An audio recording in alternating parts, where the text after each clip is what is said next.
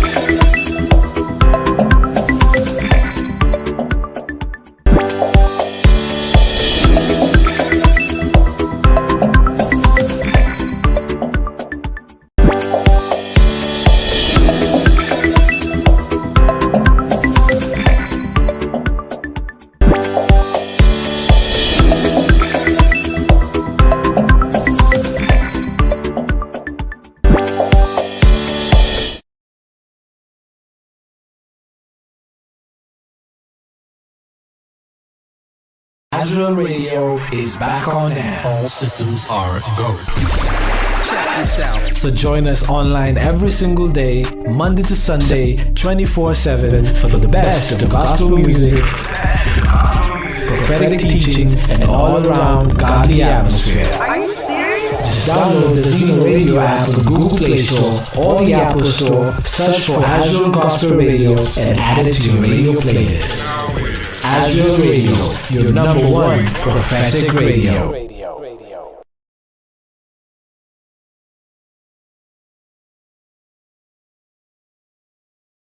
Azure Radio is back on air. All systems are go. So join us online every single day, Monday to Sunday, 24/7 for the best of gospel music, prophetic teachings, and all-around godly atmosphere. Are you serious? Just download the Zeno Radio app on the Google Play Store or the Apple Store, search for Azure Gospel Radio, and add it to your radio playlist. Azure Radio, your number one prophetic radio. As a ministry dedicated to serving God, our community, and spreading the gospel of Jesus Christ, we are reaching out to invite you to join us in our mission. At Voice of the Pot, we believe in the power of unity and collaboration. We recognize that by partnering with like-minded organizations and individuals, we can amplify our efforts and reach even more souls with the transformative gospel of Jesus Christ. Gospel of of Jesus Christ. Your financial contributions can help us expand existing programs and even launch new initiatives that address issues in our community. So if you're interested in exploring a partnership with us, or would like to know more about our ministry, please don't hesitate to contact us through the details on your screen. Thank you for considering this invitation, and we look forward to partnering with you in this meaningful journey of spreading the gospel of Jesus Christ. God bless you. God bless you. As a ministry dedicated to serving God, our community, and spreading the gospel of Jesus Christ, we are reaching out to invite you to join us in our mission.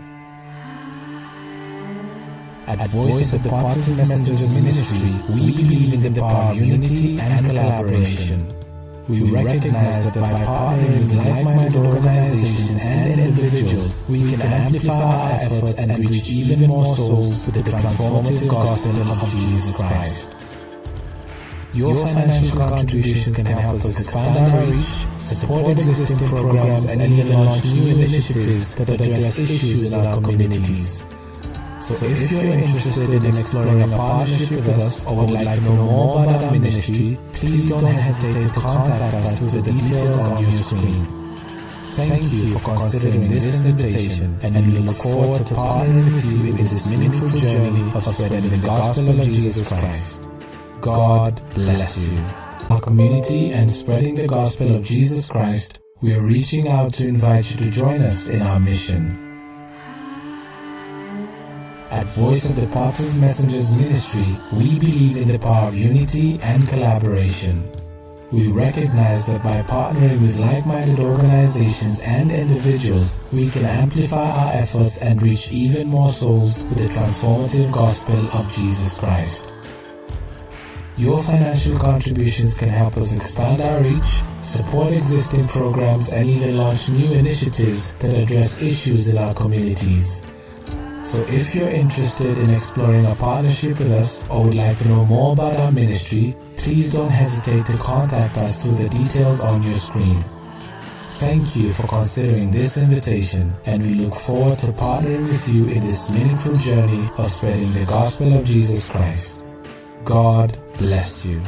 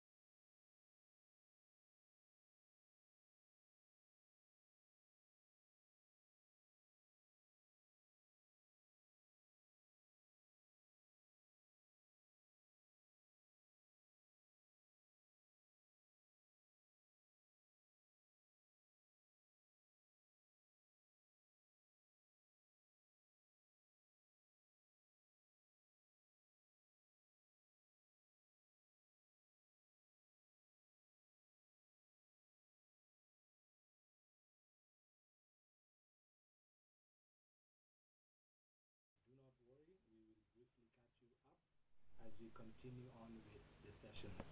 And before we begin, please make sure to leave a like, subscribe, hit that notification bell, and to get notified whenever we upload new godly content.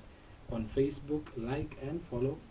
We are also on Instagram and TikTok at Azure TV, so like and follow as well. If you have a friend, a family member, or a colleague who's not aware of tonight's session, share your links and invite them to join us. Joining us tonight is the servant of God, Prophet Dr. Samo Mtishiby, and our well-abled panelists who are going to assist these 3 sessions to the point that God, through his servant, the prophet, wants to make.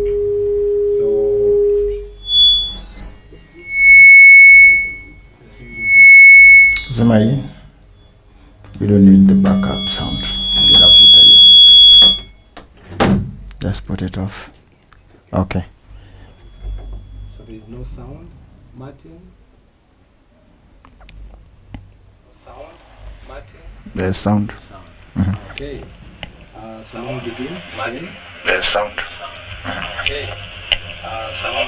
Welcome to the Voice of the Potters Messengers Ministry International, broadcasting live on Azure TV, both on YouTube and Facebook. My name is Paminas Macau, and this is our prophetic session with the servant of God, Prophet Samo Mtishiby. Tonight until Friday, the servant of God will be responding in truth and exposing Prophet Onyango on his wrong demonic spiritual worship. For those of you who follow us on social media, you know what has been happening. For those of you joining us for the first time, don't worry. We will catch you up as we continue on with the session. And before we begin, make sure to leave a like, to subscribe, to hit that notification bell so you can get notified whenever we upload new content. On Facebook, like and follow. We are also on Instagram and TikTok, so also like and follow. If you have a friend, a family member, or a colleague who is not aware of tonight's session, share your links and invite them to join us. So, in this session tonight, we have the servant of God, Prophet Dr. Samo Mtishiby, with us, and our well-abled panelists who are going to assist us in driving the point that God wants to drive at home, what He wants us to know, the truth that He wants to reveal tonight and the next 2 days that are coming. So maybe we can begin by the panelists introducing themselves. We can start from this side. On my right. Thank you so much. Shalom, viewers. I'm called Berry Laudi.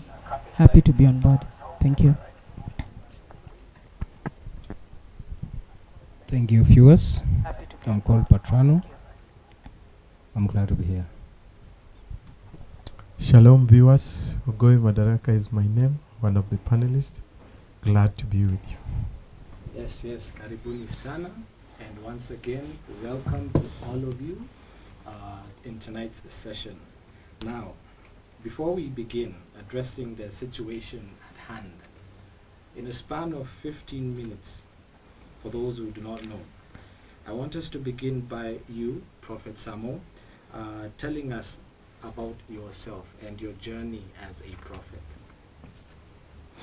All right. I'm Lucas Samo Okusimba Mtishiby. Those are my names. Lucas Samo Okusimba Mtishiby. Lucas Samo Okusimba Mtishiby is a half caste of Kenya and Tanzania. And my parents, that's it. My parents. One of my parents comes from Tanzania and another one is a Kenyan. Lucas Samo Mtishiby is the only child in my family. My journey on how I became a prophet. The first person to call me the name prophet, the first person to call me a prophet was Bishop Nzengi. No, Bishop Manasseh Kuria of Anglican Church. He was the first person ever to call me a prophet. How I became a prophet. When I was born the only child in my family. My parents were very poor. My mom had only one cloth, and anytime she could put it on and walking on the road and she meets people, there was a Pinamal tells me the cloth was torn. So anytime she could meet someone who is coming in front, she takes the torn part behind. And when the person goes behind, she turns the torn part in front. She could wash it in the evening so that she can put it on in the morning. Same with my dad, who had, in short, I was born in a very poor state. I want to be short. I will summarize the story so that we can have the long story another day. So my family was very poor. My parents were very poor. They used to farm for people. They used to, I could go to my fellow in the home. They could beat me, chase me. I could go to their homes. It's raining. They gang up against me. They beat me and they throw me out.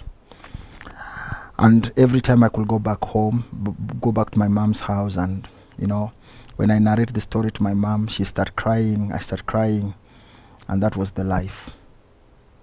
So it reached a point when my mom developed a character of isolating me from the family. So anytime I could go to play with them, when I come back, now she's the one who beats me. Why did I go?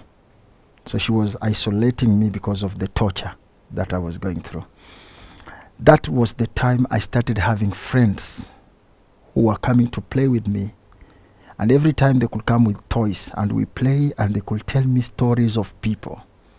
Me, the stories of Daniel, Abraham, Jacob, nobody taught me. They were these friends.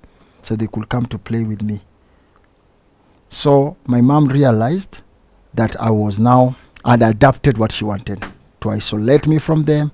And truly I was isolated, and so she could see me alone. Yet I wasn't alone. Little did I know that I was the only one who was seeing these friends. Nobody else was seeing these friends. It was much, much later I came to realize these people were angels. So I started interacting with angels at a very early stage when I was going through the humiliation of isolation, and you're being beaten, you are sent home. It's a very long, painful story. It went on like that until I left home. I came to Nairobi. Also, I don't want to discuss about it because it's just a portion of itself with a lot of pain. When I came to Nairobi, I found myself in the streets of Nairobi. How I reached streets of Nairobi. I ended up in a place called South B. Those were the days that Bishop Muya of Tabernacle Church. Those were the days when South B had a very famous club called Makuti. When you speak something, you have to bring some historical facts. You can't say you were in America and you don't know which street you were there. You were in, you see. You have to say I was in America, but in this street. And I was living my life in the street, but one thing I had is that I was very clean. As much as I was in the street, I was a very clean boy. I could collect metals, go on sale. I go to Kikomba, I buy clothes. Me, I never smoked.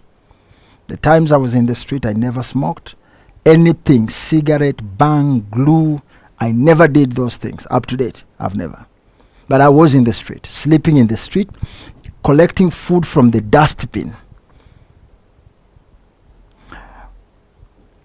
South B kulikuwa na gate ilikuwa inaitwa Mariba.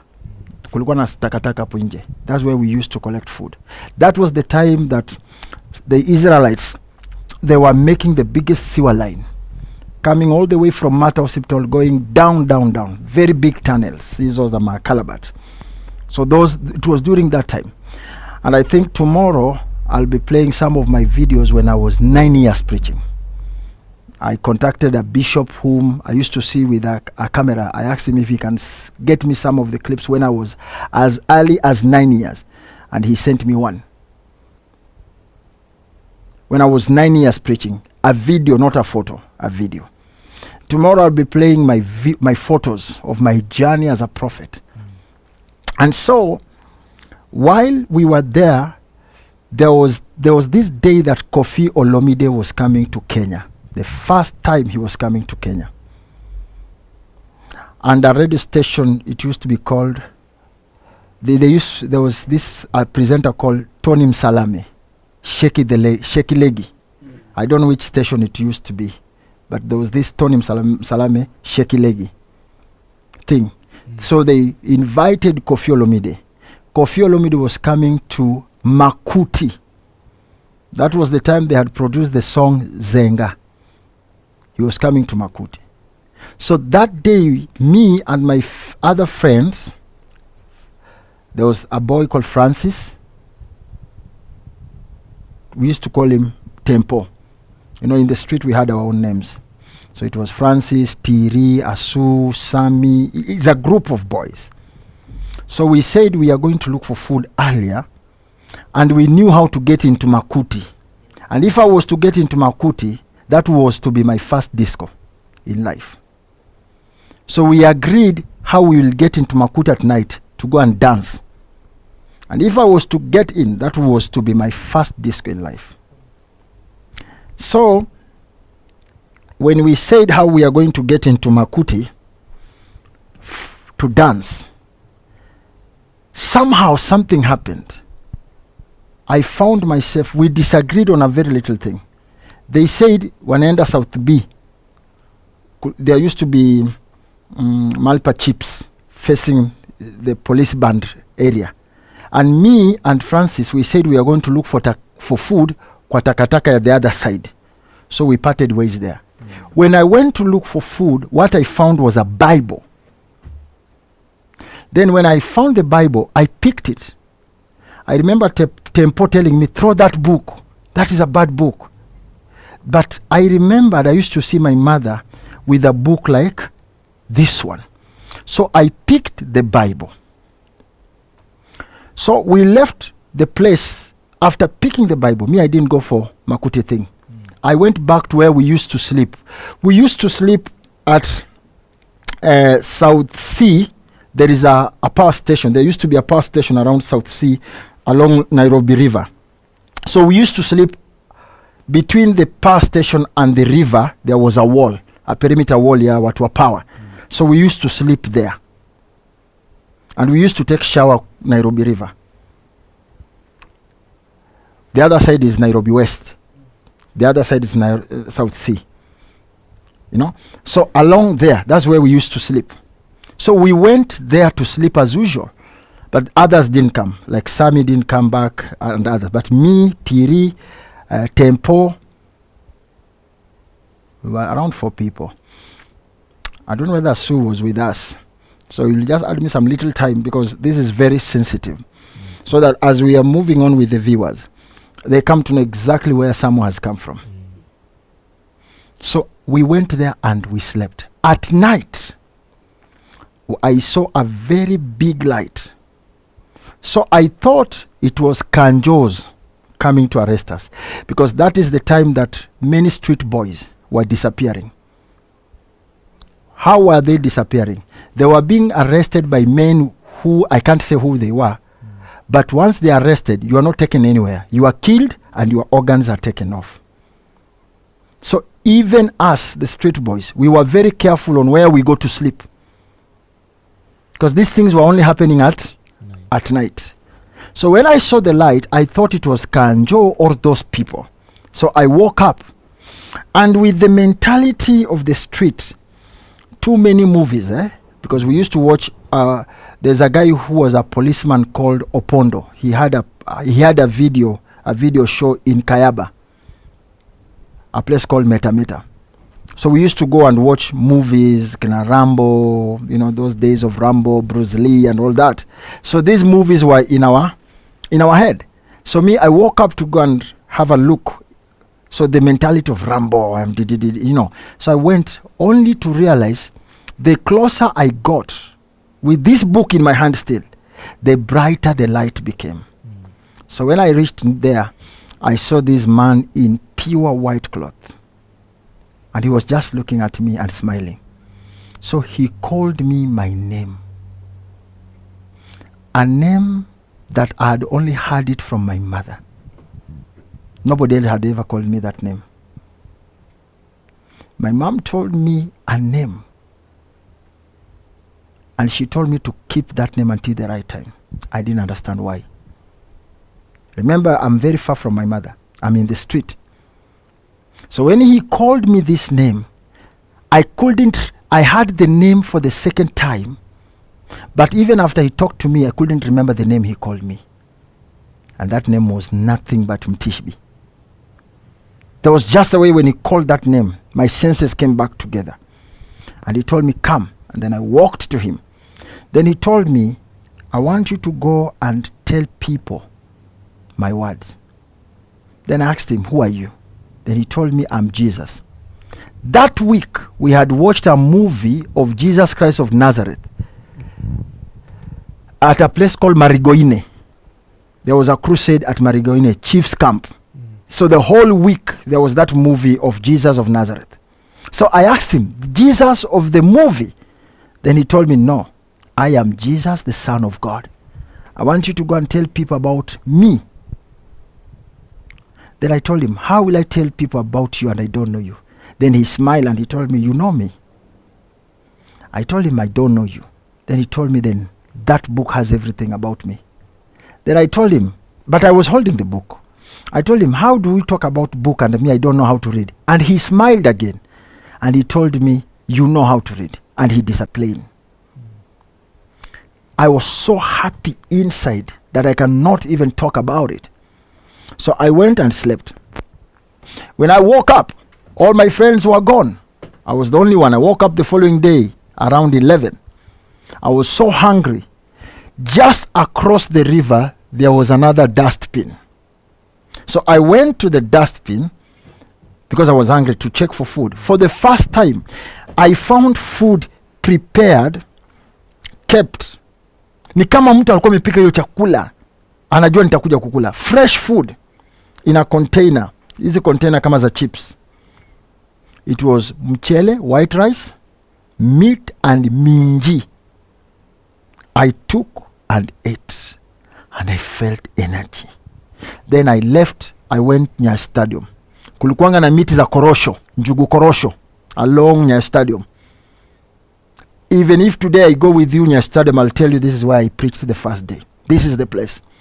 So I stood there, I started preaching. I started shouting, Jesus, Jesus of Nazareth, Jesus of Nazareth, Jesus. So my minds remembered the movie that I'd seen.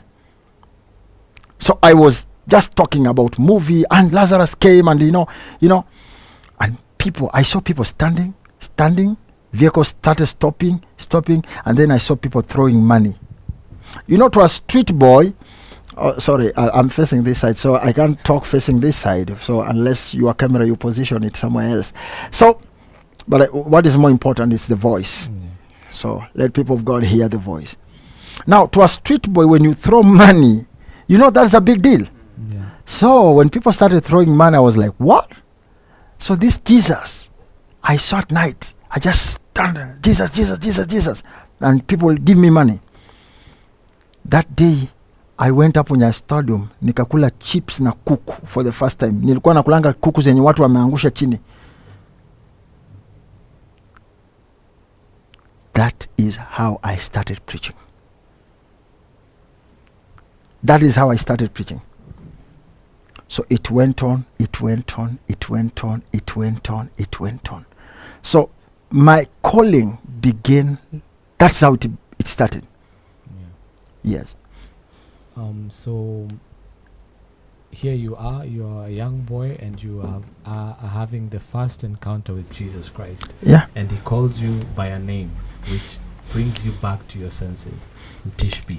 Yes. So what is the significance of that name, and so that we can understand why when he called you by that name, it brought you back to your senses? The significance of my name, even after he called me that name, I forgot the name. I lived a life of struggling to remember the name. I couldn't remember the name. But from the street there, I never went back.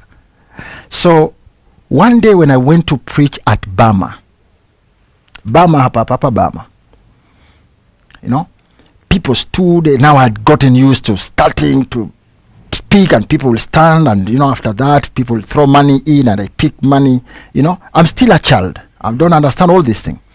So one day when I was there, a Mzungu came. Right now where I was preaching is where they have done the footbridge. When you go to Bama, there is a place they have done the footbridge. That is where magari za lunga zilikuwa zinasimama hapo mbele. That's where I used to preach. There used to be people ambao walikuwa wanauza kumakuku. It was an area for chickens. That's where I used to go and I preach. So this day there is a Mzungu, a white man, who came and stood just there. He had this white vehicle. So when he stood there, I was so happy to see a Mzungu, a white man, standing. So I preached, and now people are asking me questions, and I answer. And when I answer, people laugh and they throw money. People laugh and they throw money. So after I was done, the Mzungu man came to me. The white man came to me and asked me, what can I give you? Then I found myself telling him, I would like to go to school. Then he asked me, if I take you to school, can you learn? And I said, yes.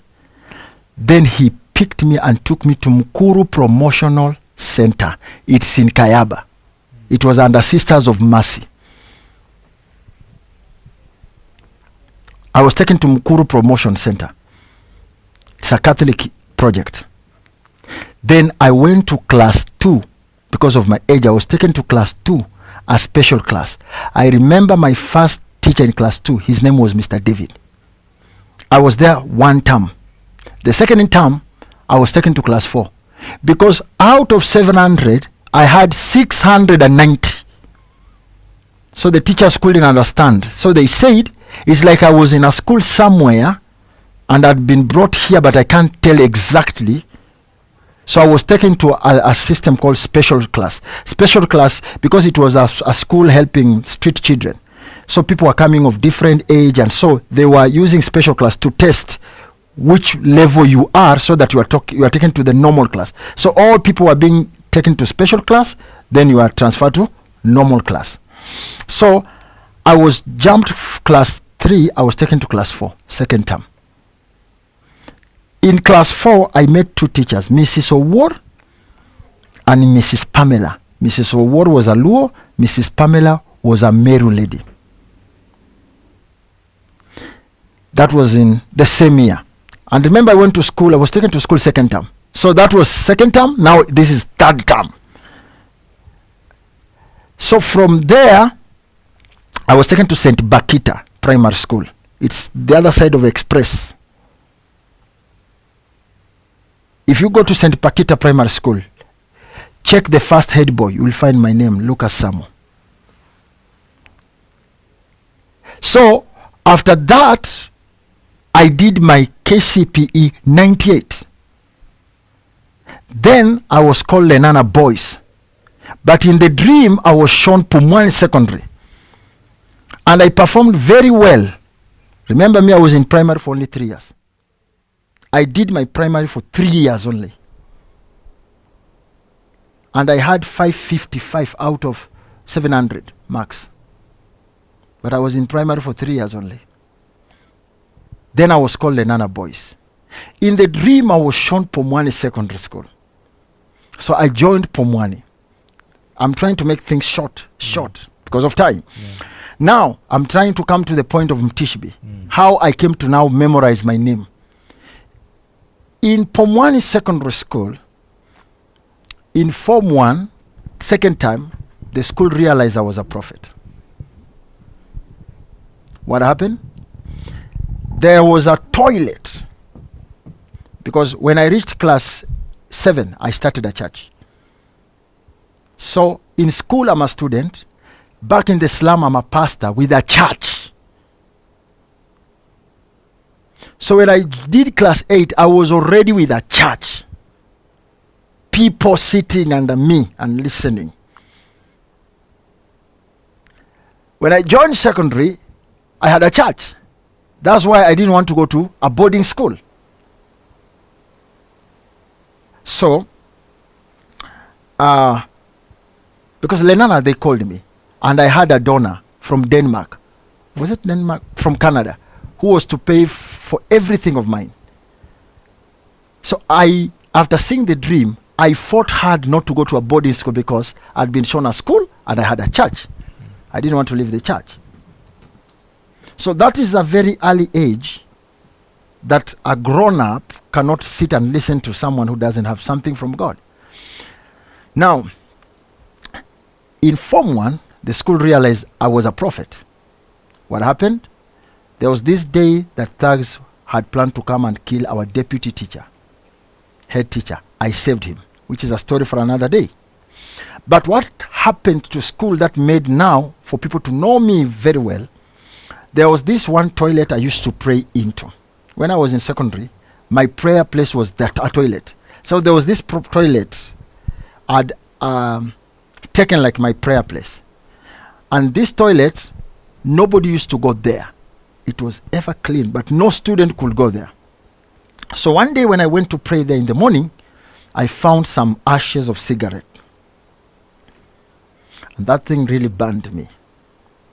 So I came to the CU chairman. His name was Joshua.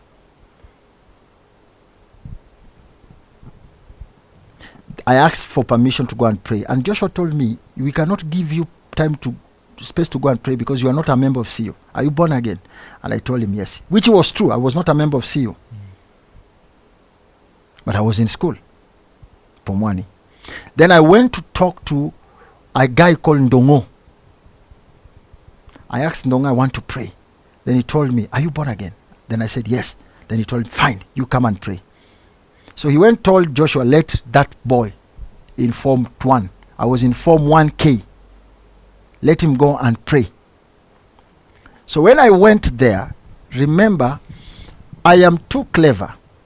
But that does not mean I will surpass the system of nature. So you ask me a question, I'll give you the answer, but I can't express myself well in English. So I had a problem of English, So when I went to pray, in the slum, people don't talk English. People talk Sheng and Kiswahili. So now in school, I'm forced to talk English, to speak English, to pray in English. So I stood. For the first time, because I'm a preacher, so warning people is not a problem. So when I went to pray, I started by warning the school. I'm a prophet. I see things, but nobody has ever called me a prophet. So in the slum, people don't call me prophet. People call me Mtumishi. So the name in the slum was Mtumishi, a servant, not a prophet. A prophet is a too big name for me. So in the slum, people call me Mtumishi. So I stood and I started speaking, and I spoke in Kiswahili. And my Kiswahili was very fluent because my mom is a Tanzanian. So sijakuwa na tatizo la Kiswahili kabisa tangu utotoni. So I spoke in Kiswahili and my Kiswahili was like, there it is. But it was warning. And I said, some of you here, you smoke. There are some groups here of thieves. If you don't stop these things today, by 3, all of you will be arrested. You are in school and you are telling students they will be arrested by 3 if they don't stop it. How? When I finished talking, they clapped. And do you know how they mocked me? They mocked me, Mwiru, Mwiru, Bishop Mwiru. That's how they mocked me. And some anger just came in me. I can't tell you how I did my hand like this, but as I did my hand like this, the whole parade went down. Everybody, over 800 students, they all fell down. Plus some teachers. When that thing was done, when I came back to my senses, I was shaking. I was trembling because now I don't know what next. My minds are telling me I want to be a doctor. So I have to read. This is the only opportunity I have to become a doctor. Because I used to admire doctors. I want to be a doctor. So I have school and I don't want anything that can interfere with my schooling. And now here I've messed up. So have you ever made a mistake where you are pinching yourself? What is it that I've done? That was my state. Because of this, I was taken to staff room. I was taken to deputy's senior teacher's office, Mrs. Ndungu. When I was taken to Mrs. Ndungu's office, I found an old man with these ribs, Kenyan ribs, and with a small cape. A very old man seated there. And when I got in, he told me, sit down. I sat down. This old man was so warm and very welcoming. So he started talking to me, and I was not open to talk. He started talking. He talked, spoke. I was not opening up, listening to the questions, And he told me, okay, young man, I think you are just afraid. Sorry, I didn't introduce myself to you. I am Bishop Manasseh Kuria, the head of Anglican Church. To me, meeting such a person, it was a great... And I was so excited that I can sit with an Anglican bishop, the head of all Anglican churches. To me, that was a great honor. Now I opened up to him. So he started asking me questions and I answer. He asked me question and I answer. They even took my files. They went through in primary. They found in my primary certificate, living certificate, they had written, I'm a priest. That's what the head teacher, she was called Mrs. Somebody care there. I'll remember her name. She had written on my living certificate that I was a priest. So Manasseh asked me, I can see even your record says you are a priest. Where did you become a priest? Then I told him I have a church. And he was shocked. A church where? I told him in the slum. Then he asked me, how did you start a church? Then I told him, ask me any question. If I can't answer it, ask me any question. And he was like, question? I told him, yes, ask me any question you think, which is biblical, you think I can't answer. When Bishop Manasseh asked me a question, he only asked me one thing. I want to ask you a question. When I die, do you think I should be buried? And I told him, no, you should not be buried. You should be put in fire and be burned. And he was shocked. Then I told him, you have a small book, a red cover. You have written it on page 11 from behind. He called and he realized it was page 11 from behind. That is when he left me in the office of senior teacher, Mrs. Du. Went to the office of deputy teacher, Mr. Francis Tiba Kanywa, and told him, you people don't know this boy. This boy is a prophet. So now, that is how I said the first person to call me prophet was Manasseh Kuria. Yeah. Now let me come to my memory of Mtishiby. Yeah. In Form 2, now they know I'm a prophet. So the students were planning to strike the prefect. So how was I living? I was living the life of Elisha. I get information, I tell the administration. Actually, if truth was to be spoken, I'm among the people who control Pumwani to be what it is. So I went and told the deputy, you know what, prefects are planning to strike.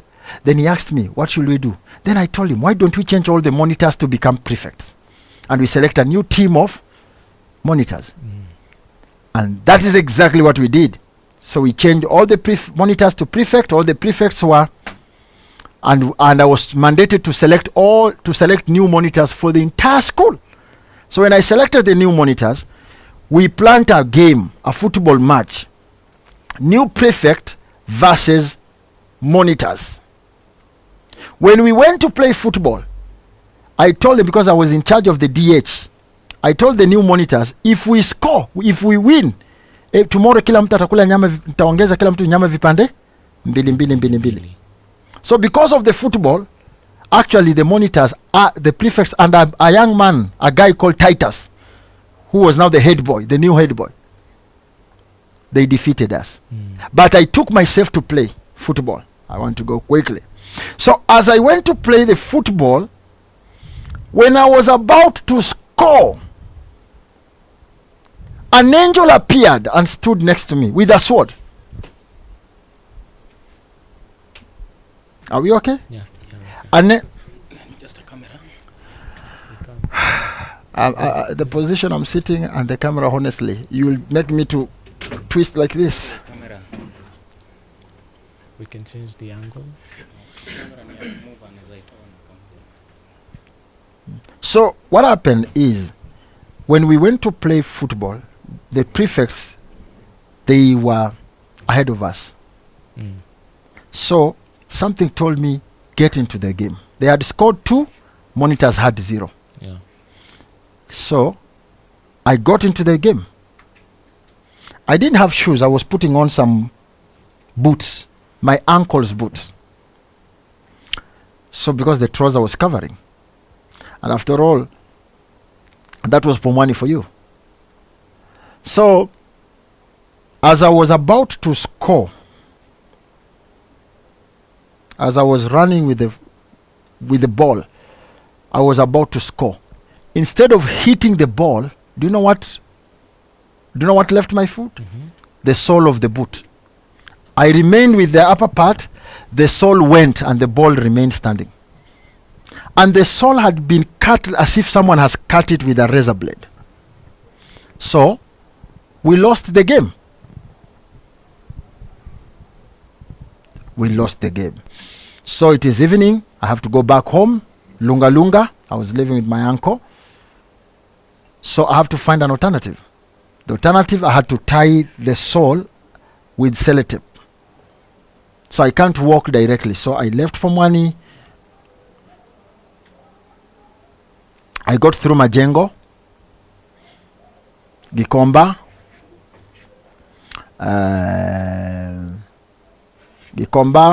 Ninibama,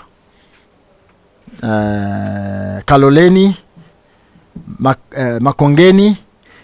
The other side of Makongeni, it is Nini.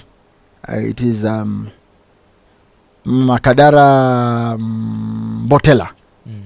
So when I reached Mbotela, something controlled me and took me into a workshop. When I got into that workshop, I found somebody making some run. Then his name was Mr. Mbwanga. I asked him, "How are you, sir?" And he said, "I'm okay. How can I help you?" You remember, I'm in school uniform. Then I told him, "I'm looking for someone by the name Agaro." And he said, "What has he done?" And I told him, "It's not what he has done. God has sent me to him." And the man stood and looked at me. Little did I knew that this man was an overseer of ADC Church, African Divine Church. So he told me, "God has sent you." How? Then I told him, "Agaro is mad." And he told me, "Yes, he has been mad for the last 40 years. He has been mad for the last. Then I told him, "Yes, but he's not mad. Somebody did it." And he told me, "Young man, I don't understand you. Agaro is my brother. He has been mad for the last 40 years. And he ran mad while in school, Makerere University.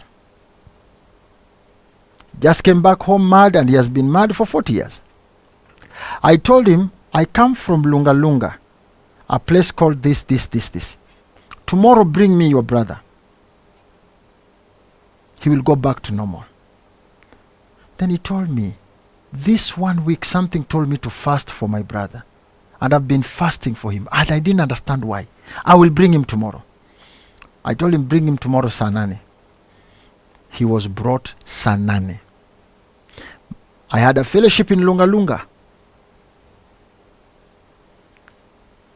So Sanane, I went to fellowship. I found people there. We started singing. All of a sudden, these people came in. I started removing demons in this man at 5. I finished at 3 in the morning. 1,740 demons. 1,740 demons. The man was sleeping on the air. Kwa hewa, si chini. Unatoa mapepo na mtu amelala kwa hewa hivi. Ushaiona mtu analala kwa hewa? The demons told me, "No, sisi hatukuwa watu wa kutolewa." What kind of a person are you? How did you manage to control us until we reached here? That is the day the demons called me again. And they told me, "We know who you are. Wewe ni Mtishiby." There and there I told Philip Muhangani. There was a man called Philip Muhangani. Kamambia, "Write for me that name. Write for me that name." Because it is a name that I had lived trying to remember. And it had gone. So he wrote down the name for me. So when we were done, I went to check the name in the Bible, if it was in the Bible. Those days there was no apps. So you can imagine going checking for a name in the Bible. It took me 3 days to get that name. There was no app.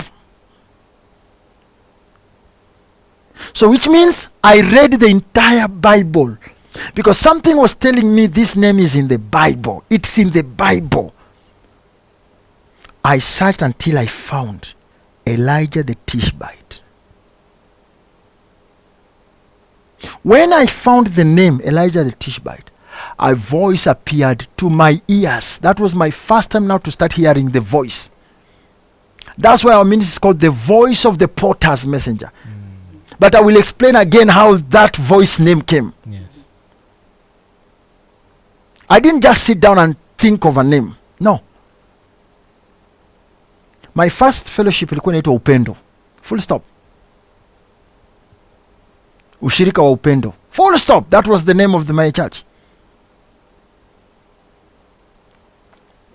The voice appeared into my ears. The voice was exactly of my father in the village. And I asked, my father is in this house. And the voice told me, now you know who you are. Only like that. Sasa wajijua. Hivyo tu. Sasa wajijua. Hivyo. And the joy I had, because I found that name, finally. I found that name. I was so happy. Now in the dream, the same night, after getting the name, I'm told, go to Maragoli. You have not finished the work for Agalo. Agalo is now no more. The man is clean. Everybody in Botella wanted to see this schoolboy. Because the man went telling people the schoolboy who saved his brother after 40 years. I went and told them, God has told me we go to Vihiga County in a village called Kidinye. If there is anybody watching this clip and is from Vihiga, please confirm to us if there is a village called Kidinye in Vihiga. The family was willing, was cooperative. They told me, Prophet Lucas, walikuwa wanaita Mtumishi. Mtumishi, when do you want us to go? I told them, when you people are ready. Me, I'm ready. It took 1 week. They told me they are ready. That was my first time to pass through Eldoret. We slept in a place called Langas in Eldoret. Then from there we reached in the village. They told me we are going to their home. I told them no. We are going to Kidinye. When we reached Kidinye, I told them I want to go to a place, a home of a woman called Nora. The villagers, when they heard Nora, they said nobody goes at Nora's place. She was a renowned known witch who could allow the rains to fall when she wants, and she stops the rain when she wants. So when I see somebody somewhere trying to challenge me, we compete on rains. Tutafika hapo tu. We'll reach there. Some of us, we don't make noise because of the reason. Maybe we know. So I went to Nora's place. We were just shown a home. One home at the center of tea plantation. One house. Only one house. Nora was a woman, when she tells you you will die, that's it. Nobody was attacking Nora. Nobody could even face Nora. I went, me, Nicholas Bwanga, Sarah Asenega, Boniface Magada. It was a team of Philip Muhangani and the wife Mary. It was a team of people. Harrison.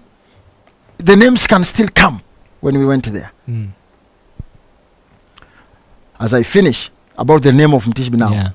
Now, when we reached there in that place, that woman came out. That woman had spots, as if kuna mtu alikuwa anampaka huku black, huku white, spot, and you look like a snake. She came out of the house and she laughed so loudly. She laughed. And she said, nyinyi ndio watu mmetoka Nairobi? Nyinyi, kuna kitu mtanifanya kweli? Nyinyi hamjui Nora ni kusema nini. Kwanza wewe Mtishiby, wewe umeharibu vitu zangu. And I was shocked. This woman knows my name. She's calling me Mtishiby. How did she knew my name? And here she's saying I've destroyed her things. And you know what she told me? If you leave this place when you are alive, I'm not Nora. And because we had been told when we were asking for her home what she does, when she points you, she had a chopped off finger. When she points you with that, kumbukutu, this part was chopped off. It was chopped off, and then there was another nail. Yani ushaona mtu kidole imekatika alafu kuna kuche ndimemea hapo. That's how she was. So it was when she points you with that finger, your case is done. I just felt some power in me, and I just lifted my hands up, and I found myself praying. I didn't pray 5 words. There were just 2 words. And I remember the words I said. I've been given power and authority in the book of Luke. I shall step on snakes and scorpions. A stone which was 5 meters away in front of us twisted itself. Ni kama kitu ilikuwa inafungua huko chini inazunguka hivi. My friend, there were 3 snakes ambazo zilitoka hapo. 3 snakes. Everybody was falling. Kila mtu, hata the people I went with, they were speaking in tongues. Tongues zilipotea. Kila mtu alikuwa anaanguka kwa majani na and all the 3 snakes were coming to me. I'd never encountered myself with snakes in my life. Here I've encountered myself with snakes. Do you know what happened? My fear of trembling came again. I don't know where I got the power of speaking in tongues. But what I remember, the snakes, they lied down straight and they all died. Nora cried. Immediately it started raining. People said it had taken 6 months without rains. I became a story in Maragoli. If there is anyone listening who comes from Maragoli, can talk of the story of Nora and a small boy. That was my 2nd time to be called Mtishiby. My 3rd time to be called Mtishiby, it was Mary Akatha, Kawangware. My fight with Mary Akatha Kawangware. When God sent me. Mary was the first person to shave my beards. So when someone is telling me to shave my beards, he doesn't know what he's talking about. My first beards, ndevu zangu za kwanza rudogo, Mary Akatha ndalinyoa Kawangware. Tena nakumbuka ilikuwa tarehe 20 mwezi wa 8. Wakati Mungu alinituma huko. The year 2000. The year, not 2000. The year 2000. 2000 flat. The year 2000. Mary Akatha ndalinyoa ndevu zangu za kwanza. That is another story. Mary tortured me for 9 good hours. Mary kept me under soldiers. Soldiers used to go there for prayers. The soldiers tortured me for 9 good hours. Wameniambia niketi na ninyoroshe miguu hivi. Mary told people, there is a boy who has come here. That's the time she had disagreed with her husband. There is a boy who has come here. The boy has been sent by my former husband, that devil, to come and kill me. That boy is seated there. And yet I was seated there. Bring that boy here. I was picked. God tricked me. Go and take keys from Mary. I thought I was just going to sit and Mary will come and tell me, Lucas, you are the one who has been sent. Take the keys. Probably God knew if he tell me exactly what I was going to face, I will not go. My brother, I was tortured under Mary Akatha for 9 good years. For 9 good hours. 9 good hours. People were picking stones. What will my people in church do if I was to shout and say, this person has been sent to kill me? Do you think my people can spare that person? No. So did you expect people to spare me? People are picking stones. They throw the stone, it comes. When it reaches me, it turns. Like there was a shield put around me. Finally, when it reached at 4:30, I stood up and I said, no, these people will not continue doing this to me. I stood on my feet. Those soldiers told me, sit down or we will kill you here. Mary Akata came to me and she stood. Her waist touched my waist. Her chest touched my chest. In my ears, she told me, I have 8 letters from the government. I'm going with you to Nakuru and I will do you what I want and there's nowhere you will take me. That's when I realized, so this is battle. So even this one of Onyango, I'm still looking at it, if it is a battle or not. Because when I will realize it's a battle, then people will get into war. And in war, there are only 2 things. One wins, one loses. That's when I realized here, hakuna kujifanya cabbage hapa. I just stood. I remember I was in a red kanzu. Those days I was putting on kanzus.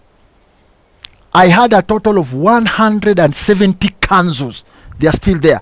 If I call home, they can take photos and they send here for approval. So some people, the stage that they are spiritually, some of us, we were there maybe a decade or 2 decades ago. Somebody told me to find there. That is me. And that, how old do you think I am? That time I was, that is me. This is my church. That is me. Wow. That is me. That is me. This is me after fasting for 40 days. Go back. So at this stage of you finished school? That is Sarah. That is the woman I'm saying, Sarah. That is me. That is me. So I did not, I came from somewhere, and I will explain all these things. Yeah. So Mary really tortured me. And when I stood up, I said enough is enough. When I lifted my hands up, the first thing that got on fire, it was her new car. Ikalipuka tiji. Watu wa magazeti, the news guys, they were taking photo and it doesn't capture anything.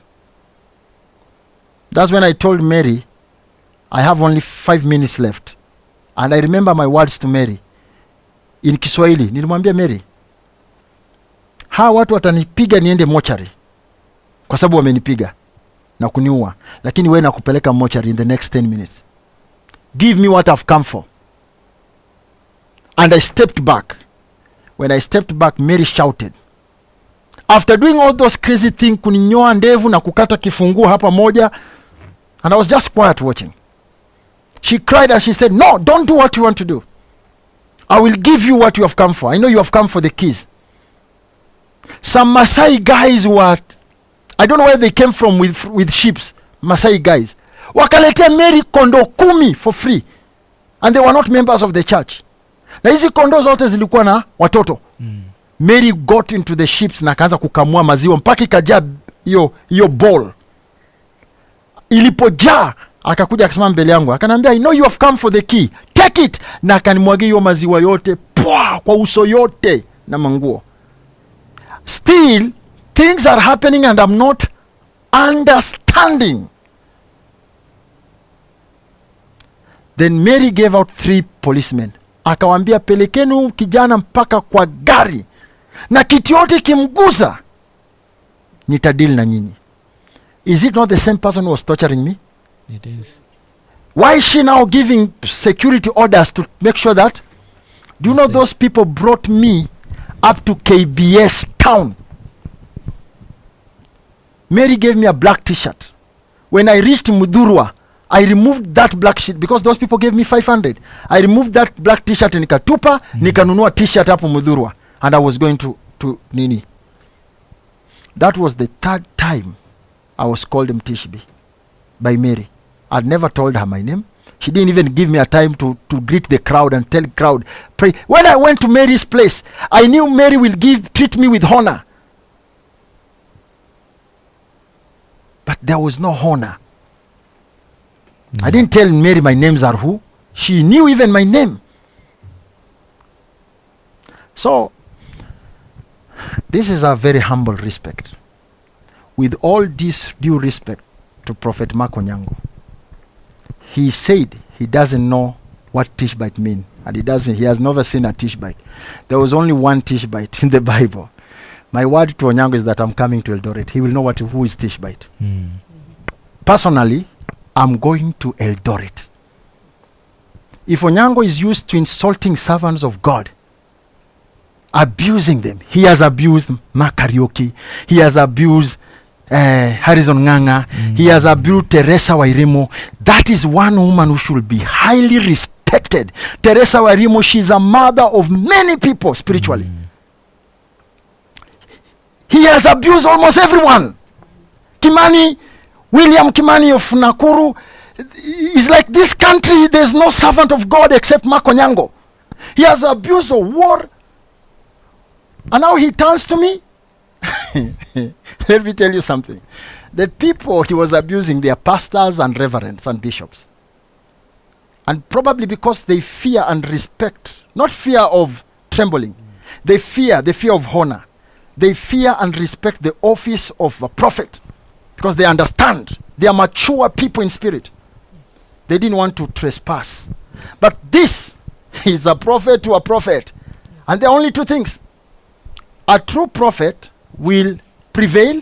A false prophet will come to an end. Yes.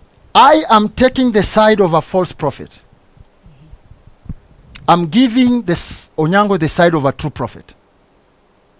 So let Onyango know this. I'm taking the side of a false prophet. That is the side I've already taken. And I've given him the side of the true prophet, the anointed one. Me, I'm not. Neither do I want to be. But one thing I know the one who called me. He never sent anyone. He came himself to me when I was a street boy. When I was totally unworthy. He's the only one who knows what he saw in me. So, there is only one law. Every prophet must be accountable for his words. Yes. A prophet must be accountable for his words. Onyango called me yesterday. Huyo mwendazimu. I have the clip. I will play it here. Yes. You will see. Yes. He called me yesterday mwendazimu. Mwendazimu. Let Onyango know this. I'm not a bachelor. I'm a father. Biologically, I'm a father. Probably there is a student who is in a college somewhere with my daughter. Or there is a teacher or a student who is in the same school with my daughter somewhere, or my son somewhere. Probably my daughter or my son has told a friend of his or hers that my father is that prophet Samo. When he calls me Mwendazimu, and he has not taken me to any medical tests, there is no doctor who has, by medical standards, who has said this man has some mental problem. So I don't know when I became Mwendazimu. I didn't insult Onyango anywhere. All I said was, we must have order in the house of God. Yes. And the insult to the servants of God, starting with Ezekiel and others, has to come to an end. And there is no two way about it. Yes. We cannot preach Jesus by insulting each other and calling each other names. Exactly. That cannot continue. I said there shall be order, and I'm not thinking twice about it. Yes. No.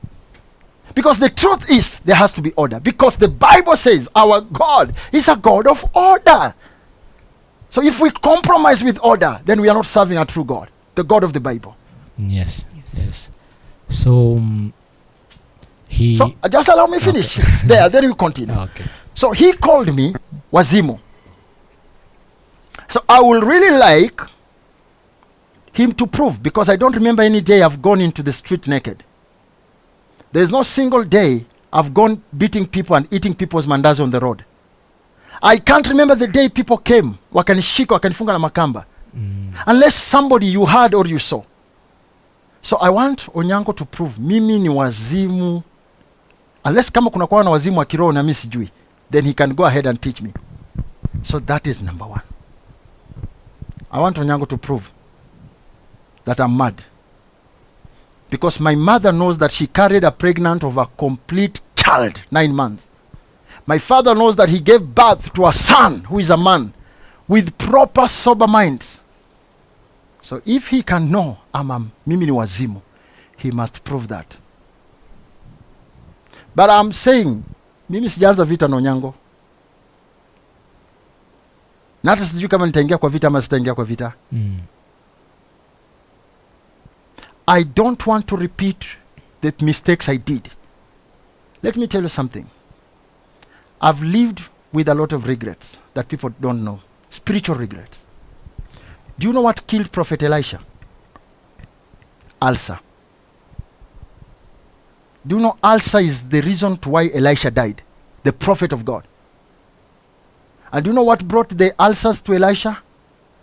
The children he killed. That thing tormented Elisha to his death. And yet he was a prophet. Because he had just encountered the gift for the first time. And he didn't know how to use the gift. So the physical anger, the devil used the children to create the physical anger. And the physical anger, Elisha didn't know that he was not the same Elisha who was a farmer. Now he was another Elisha, that the words of his mouth counts. He was not the Elisha the farmer. Now he was the Elisha the prophet carrying mantle. What Elisha did to the children, it was just a wish. How I wish a bear could tear you apart. A bear appeared. Because he had received anointing. He was not the same man. He was now operating in anointing, and Elisha didn't know that. My brother, I did that mistake once. There are almost 3 or 4 people who are in the grave because of me. Because I didn't know how to use my power in the beginning. It's a story for another day. One died without eyes. Eyes, macho zilioza zikaanguka. Alikuwa pa Kenyatta. Anaitwa Dixon. You go to Kenyatta, utapata records zake. Another one was my best friend called Moses. He went and spoke lies about me. I went kwao saa 11. Babake was a pastor. Nikamwambia baba Moses amesema hivi na hivi na hivi na hivi kwangu, na ni uongo. Moses, did you say that? Oh, Lucas, unajua Lucas. Nikamwambia Moses, it was on a Wednesday. Nikamwambia, if Saturday reaches, if you are alive, I'm not Lucas. Just like that. Kichwa ilianza kuuma Moses on Friday usiku, mchana saa 8. Ikifika saa 12 Moses akapelekwa Kenyatta, he died. Onyango should not take me back to the things I stopped. When I was a child, I did stupidity things, which sometimes when I sit, I regret about them. I don't feel happy about myself. I didn't understand that you can slap me this side and I give you this side.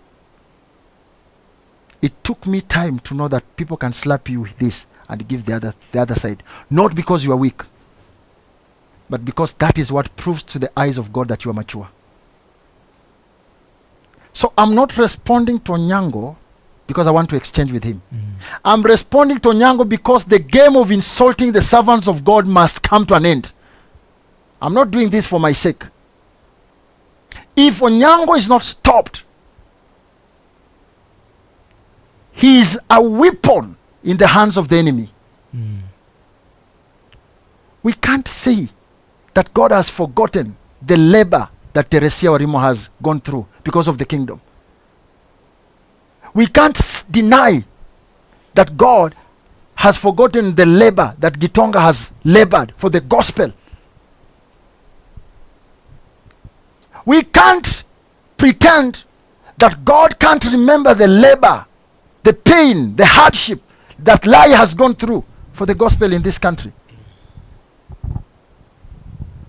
We can't. And there is no way an idiot of 2 days ago can start insulting this man of God as if God sent him with the black book carrying the judgment. Even the parable of our Master Jesus. What did he say? He said this one. Once a time, a farmer went to farm. He planted a good seed. At night, the enemy came and planted weeds.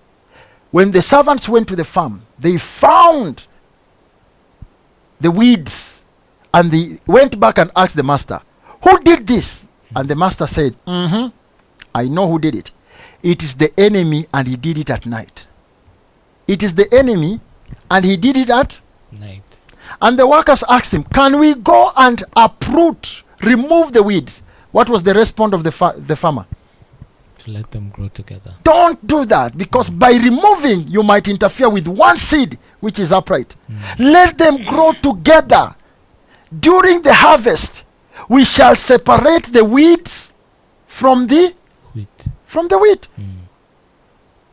If Jesus himself can teach that, why should Onyango come and start deceiving the people of God? He's the judgment of God. He's the sword of God. Can Onyango be a judgment of God? Truly. Can. He has come to bring revival in Kenya.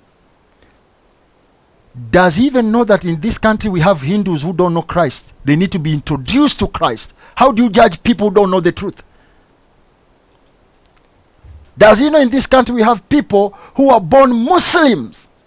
Typically Muslims. They need to be told about Christ.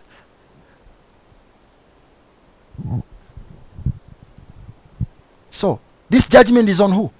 He's saying that God has brought judgment on floods because of the sins. Sins of poor people or sins of the rich people? What sins has the people in Mathare done to God that deserve God to bring rains when people are sleeping on top of the roofs? What kind of God is that? Does Onyango know where the real true sinners stay?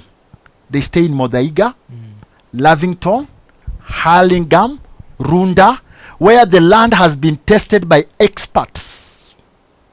And it has been found worthy for a human being to live because they are the human beings. People in Mathare, they are living a life of hand to mouth. When he stands and he says he summoned rain to torture who? People in Kibera? To torture who? People in Mathare? To torture who? People in Lunga Lunga? Where right now all the sewer lines are in their house. Children are sleeping on top of the roof. They are being affected by pneumonia, malaria. Mama Mboga cannot sell mboga because there's no place to sell that mboga. Mtu wa jua kali cannot weld because there is no electricity and water is everywhere. And truly, let's look at this. A whole person calling himself a prophet of God. You delight in the suffering of other people? What kind of God is this who delight in suffering of weak people? People can't even defend themselves. Me, I don't want that God. And I don't want to serve such a God. If that is the God that other people are serving, me, I don't need him. So when he said he has never found me in the spiritual realm, I am not in those kind of nonsense realms. I'm not in the realm of the Sadducees and the Pharisees. I am in the realm of Good Samaritan. You find someone beaten by thugs, you pick that person, you take him to the doctor, and you tell doctor, please treat him, and if there is any extra, I will pay. The teachings of Jesus Christ. So when you stand and you hit your chest and you say, I summoned rains, where was Prophet Samo? Do you think I can be found in those kind of nonsense? Me? Hey, no. Thank you. Wow. So I believe now we can move on to the next phase where we can start playing some clips from Prophet Mark Onyango and maybe allow the panelists, first and foremost, allow Prophet to just give an explanation and to just handle whatever needs to be handled, and then allow the panelists to ask questions. And even all of you who are watching, please ask your questions, and we will do our best to pick them out and ask them on your behalf and have them answered. So I don't know if the clips are ready. Watu walio chini ya cover hii, jueni, this ministry has no association whatsoever Is there sound? with that man called Mtishiby. Okay. In the realm of the spirit, I have not gotten a witness concerning him. Watu walio chini ya cover hii, jueni, this ministry has no association whatsoever with that man called Mtishiby. In the realm of the spirit, I have not gotten a witness concerning him as one that operates in the similar anointing like the Lord has bestowed upon him. I doubt Wow. So, his anointing. Prophet, Gosh, that was a clip from Onyango. He's saying, in the realm of the spirit, he has searched and he has not found a witness of you being a prophet, operating in the same spirit that he is operating in. So maybe you can address that. In the realm of the spirit, first and foremost, there is nothing like realm of spirits in the prophetic world. There is nothing like realm of the spirit in the prophetic world. Prophets operate on only one thing. It's called the prophetic chamber. And it's written in the Word of God. Some of you prophesy out of your own imagination, creating your own visions. Yet I do not know you, and neither have I ever summoned you into my chambers. There's nothing like prophetic realm. Unless if there is a realm somewhere else, which me, I don't know. Prophets, they meet in the chamber, and it's called the seventh chamber, which is in the seventh heaven. There is a total of 10 heavens, which is found in the seventh heaven. It's a very big place where prophets go. My first time to go there was 1998, January. The person who took me there was Michael, Angel Michael himself. And before Angel Michael took me there, he had appeared to me in 1996. And he told me he will come back after 2 years. And the day Angel Michael appeared to me, I'd done a mistake. So he had come to correct me, but I refused to be corrected. Do you understand me? Yes. I refused the correction. It was 1996 when he came to warn me. And so, as a result of my rebellion, he chopped off a finger from me. And this is the finger he chopped off. This is the finger. This finger here. There? The toe. This toe here. You see this toe? This is a chopped off toe, this one. You see my toes, how they are? Yes. You can see this one is chopped off. It was Michael who chopped off this toe. It was Michael who chopped off this toe here. It's a long story for another day. If there will be time, I will explain. It was Michael who chopped off that toe. Then he told me he will come after 2 years. So 96, 2 years, that is 98, January. It was during El Nino. The day he came to pick me, it was the day that it was announced Mount Longonot has kulikuwa na hiyo maporomoko. The train cannot run. And if you can remember, that was the end of the trains in Kenya. When he took me to heaven, we walked a long fence. Ilikuwa na fence kama ile za if you ever saw the fence of Mudhurwa, it was metal like this. No, or Makongeni. It was a fence like that. So we walked a long fence. Then there was a very big hall when we got into the compound, there was a big hall, and we walked along the path of that hall. Immediately I turned like this. I was inside the hall. There were thousands and thousands and thousands of angels seated up. Then there were other people seated back. My brother, that was the first time I saw Daniel with my eye there. He even came to me and told me, I am Daniel. I am so and so. I saw, if I was an artist, I would have drawn them. I asked him, where am I? And he told me, this is called the prophet's chamber. The prophet's council.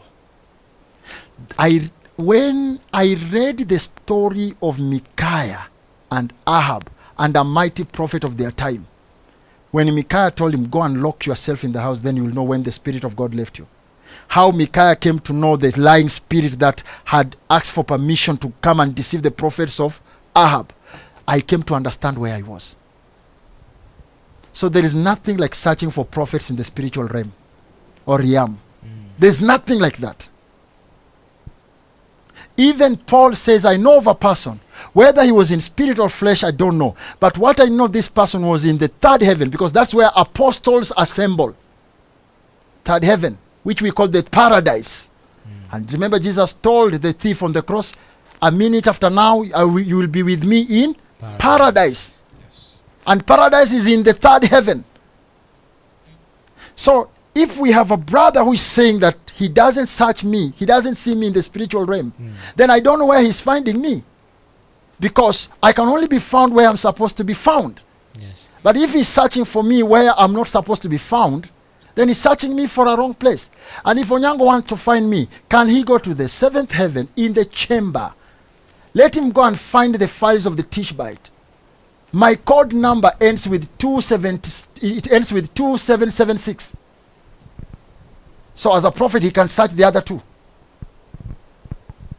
I think if I give him that, that is more than enough he should get.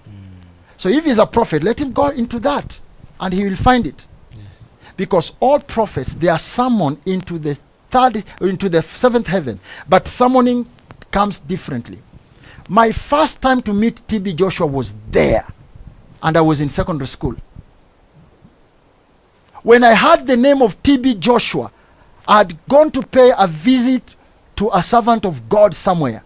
And when I was in her office, she opened the TV and she went to Emmanuel. Then the person I saw in the TV, somebody had seen, and I said, I've seen this person somewhere. When I tried to recall, I couldn't remember very well. That's when I remembered, yeah, I saw this person in the chamber. That was my first time to see TB Joshua. In the chamber. So even myself, when I entered the chamber the first day, I didn't understand where I was until I was taught where I was. So if someone says he's searching for me in the spiritual realm, which realm? Which realm? The big question is, which realm? Which realm? Exactly. He should say exactly where prophets are found. I've told him where prophets are found. We are not found in realms. Yes. We are not found in any realm. So if he's looking for me in the realm, then he's looking for me in a wrong place. The wrong place. Let him look for me in the right place. The right place, yes. Yes. Wow. Any questions from the panelists? Allow me to ask this.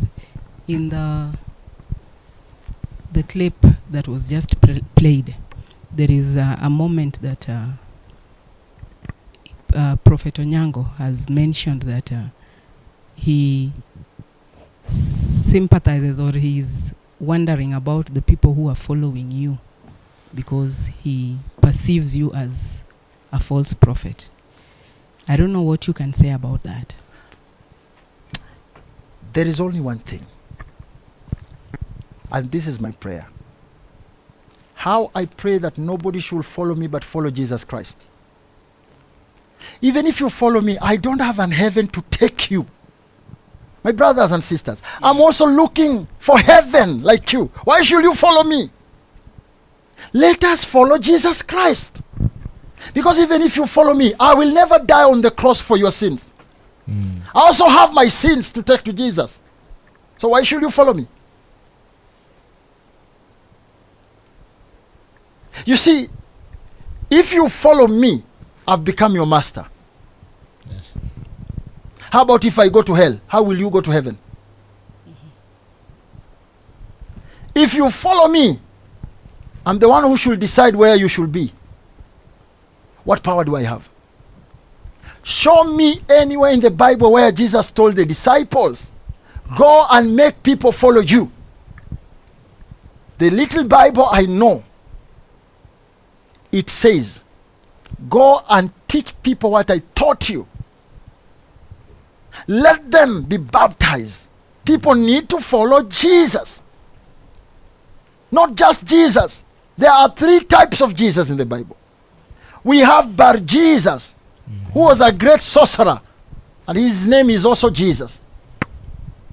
And even the word Bar means a foundation. Then we have Jesus Justo, who was a great con man.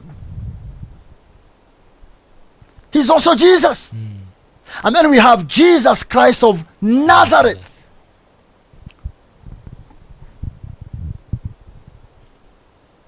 So not just Jesus.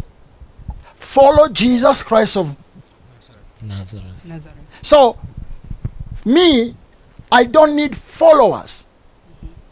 I don't need people to follow me. There was a time I was living a life of miracles. My friend, my father's home used to be filled like this. There were no cameras and YouTubes by then. People used to sleep kwetu. Mtu amemaliza 3 days, 4 days. Ako tu hapo. Anangoja Lucas atoke kwa nyumba yake akuja afanye miujiza. And my brother used to do miracles. Until one day God showed me a dream that I was crossing with so many people to the other side of the land. And there was a bridge made of a beam, kimti. Me, I crossed, but the people who were following me, they were all falling into the river. A very deep river. So I started crying. And I asked somebody who came the other side. Someone just appeared from the other side. I asked him, why are you crying? Then I told him, look, all my friends are falling into the river. Then he told me, because you are the reason. Then I asked him, how? Then he told me, these people are following you because of the power you are discharging, but not the word of God you are feeding them. Stop miracles and feed them on the word. My brother, that's how I stopped miracles. These games of miracles.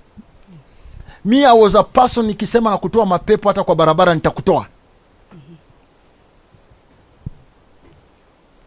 That is the time I came to understand the words of Prophet John the Baptist. I have to reduce for Jesus to increase. Yes. Jesus cannot increase when you increase. Yes. Jesus, to come to your house, you must come down the tree. He cannot enter your house when you are on top of the tree. Yes.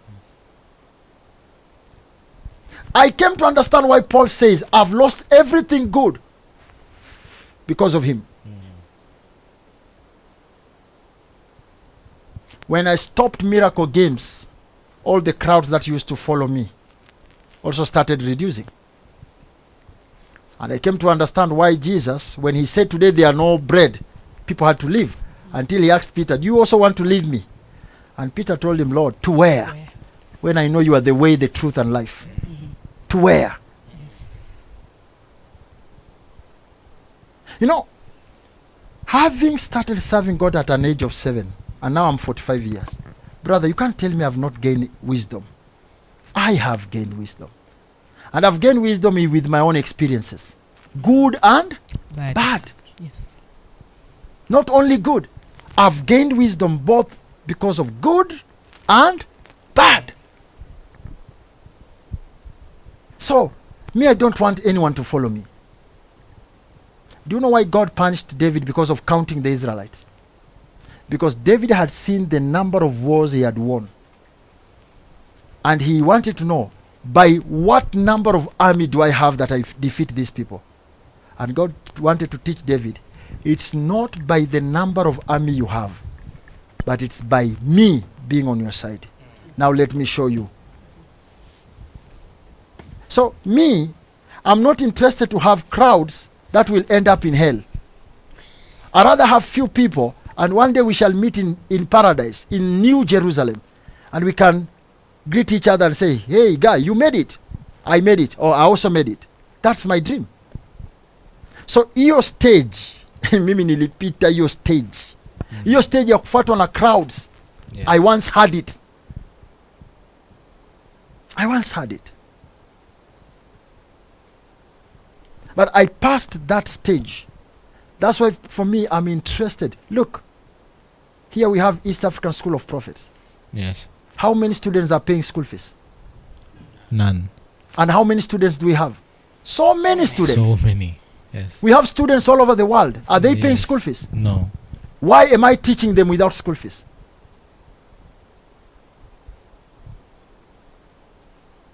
Because I am making somebody who will take over the gospel of Jesus Christ tomorrow when I'm no more.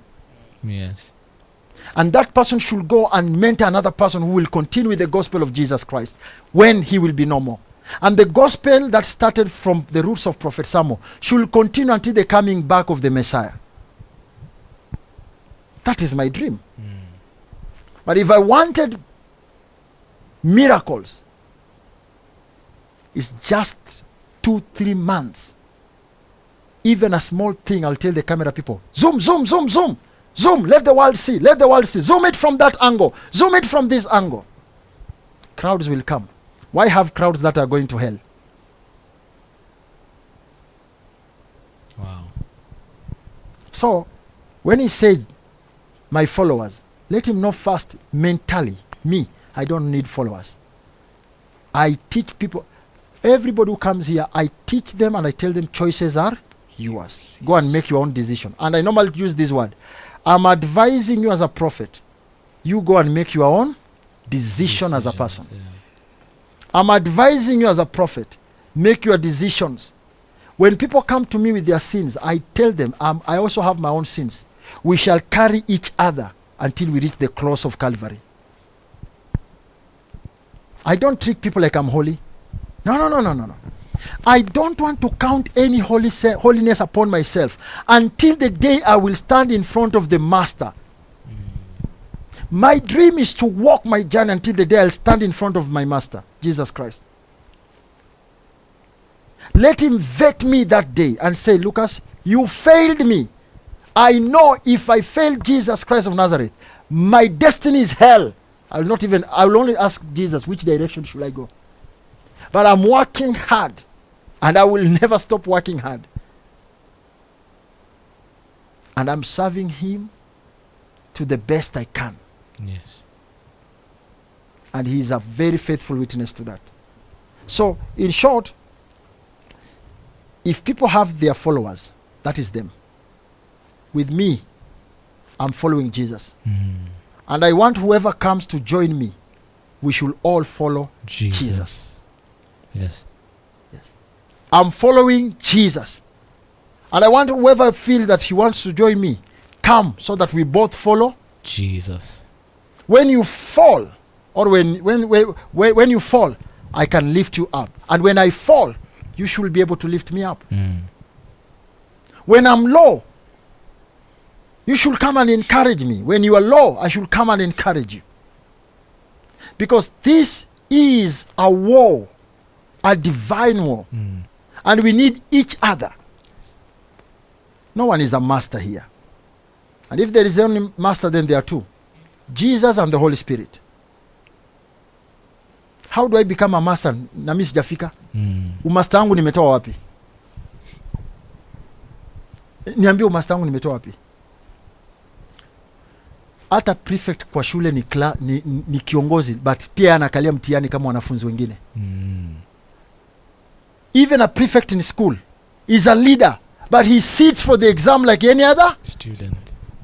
If he doesn't revise and research, being a prefect cannot accredit him to join university. So as much as he's a prefect, more is expected of him. So when we are together, I should not look myself like I'm now super than all of you. No, my brother, I might lead you for you to get in heaven and me I go to hell. Because I taught you to do the right thing which me myself I wasn't doing. Then do you think I'm ready to tell Jesus, Jesus, Jesus? And then he tells me, I don't know you. The work you did was not mine, was for your father the devil. Then I tell him, Jesus, in your name I used to. In your name I used to. No, I don't want to be that side. I don't want to be on the side of Jesus, in your name I used to. I want to be on the side of you did a good job. Yes. You did a good job. That's it. Wow. So to me, I am helping my brothers and sisters to join me so that we all follow Jesus. So me, I don't have followers. Wow. Wow. That is good. So we all follow Jesus, right? That is the message. So maybe we can go to the next clip. Tuliwacha barabara ya kujiinua tukafanywa pore. Anaitwa Mtishiby. Someone tell him.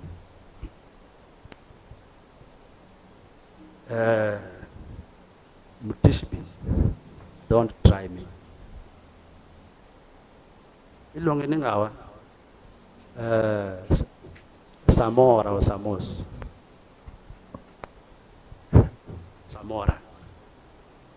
Samora, don't test me, don't try me. If you're a doctor, let's know you're a doctor of what. This is the word. This one. Understand the office of a prophet. And understand the ministry of a prophet. Stop being kimbelembele.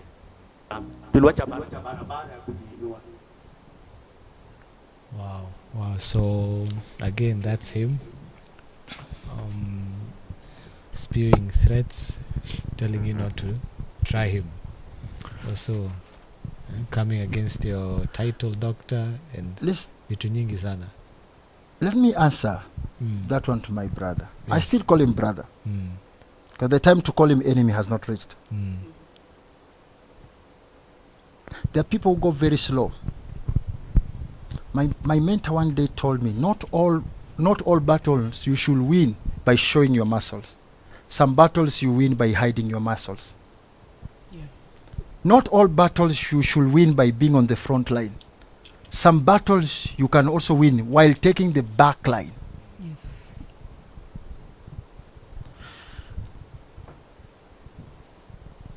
I became a doctor after going to school. Yes. Kingdom Life University. It's an American-based university. My lecturer was Bishop Kepto from Kitale. This is after I've been in church for many years. And one night I felt I needed to put things right. Because Jesus said, give Caesar what belongs to Caesar, and give God what belongs to God. I felt one day God will send me somewhere, and my anointing will not count, because I will have to pass through the gates of Caesar. And Caesar will want what belongs to him for my anointing to be accepted. That's why I went to school.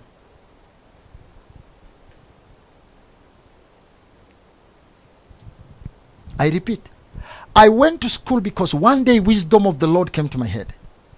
That there will be a time when God will send me somewhere where I will need qualifications of Caesar for my God to be heard and to be accepted. So I had to do what Caesar commands should be done. And a good example, right now you can't go to Rwanda and preach in Rwanda if you don't have papers to prove that you went to a theological school. Yes. Kagame doesn't care anointing first, he cares the qualification. Because he knows in the training there are things you have been trained. Package, society, so many components. Then now you can be able to apply the anointing in a perfect way. Yes. That is Kagame for you. That's purely Kagame for you. And that's why you see the dramas of what is happening here in Kenya. You cannot find it in Rwanda. You can't. The dramas of one pastor insulting another pastor because he's the sword of God. You can't find that nonsense in Rwanda, Kigali.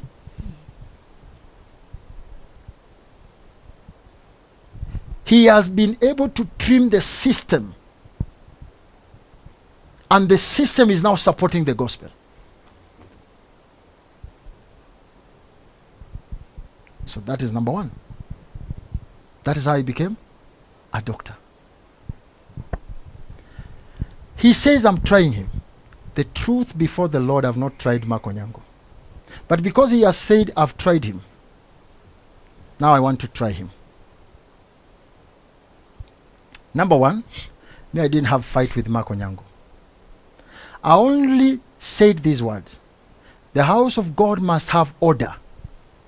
No more insulting of other servants in the public media and belittling them. As much as they don't speak and they don't respond back to Onyango, it doesn't mean they are happy. Deep in their soul, they are crying day and night, and they are crying to God. Onyango can't tell the price of what these other men of God have paid. My friend, to bring up a ministry is not a game. Yes. These men of God outside here, they have given everything to an extent that even some went back to their home and they slept hungry.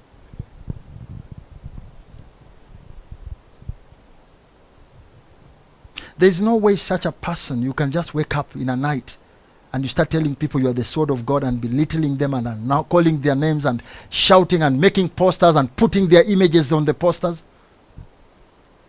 Look, first, this country has a land. This country is a land and it has law, which doesn't care about the Bible.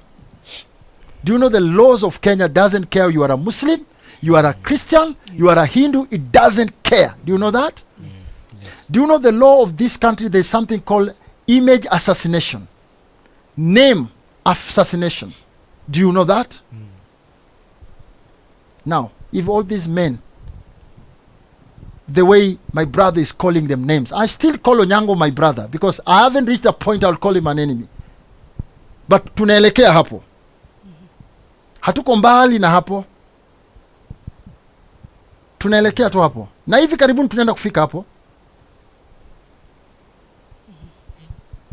Do you want to tell me these people cannot sue Onyango? If today I wanted to Onyango to prove uendazimu wangu, na niende kwa daktari na nipelekwe Mathare na nipimwe, na daktari andike recommendation I'm not mad, can't I sue him? Will the judge say we are prophets? No. There's no prophets there now. It is the law of the land. But these men of God, they have been silent, quiet. They have avoided all this. But that does not mean they are happy in their hearts. They are crying. They are crying. They are really crying. Somebody like Tim Mwangi. How many youth has Tim Mwangi been able to change? By virtue that he has the gift, he can speak very fluent in Sheng. And you know, Yes. how many youth has he been able to change and to lot. bring to Christ? A lot. And then you can imagine you wake up tomorrow and you call such a person an Illuminati, a devil worshipper. Do you know the price he pays? As if you are a deputy Jesus. You see, this is what I'm saying. It has to stop. And because it's coming from the house of the prophets, then one prophet has to stand and say, no, this game must stop.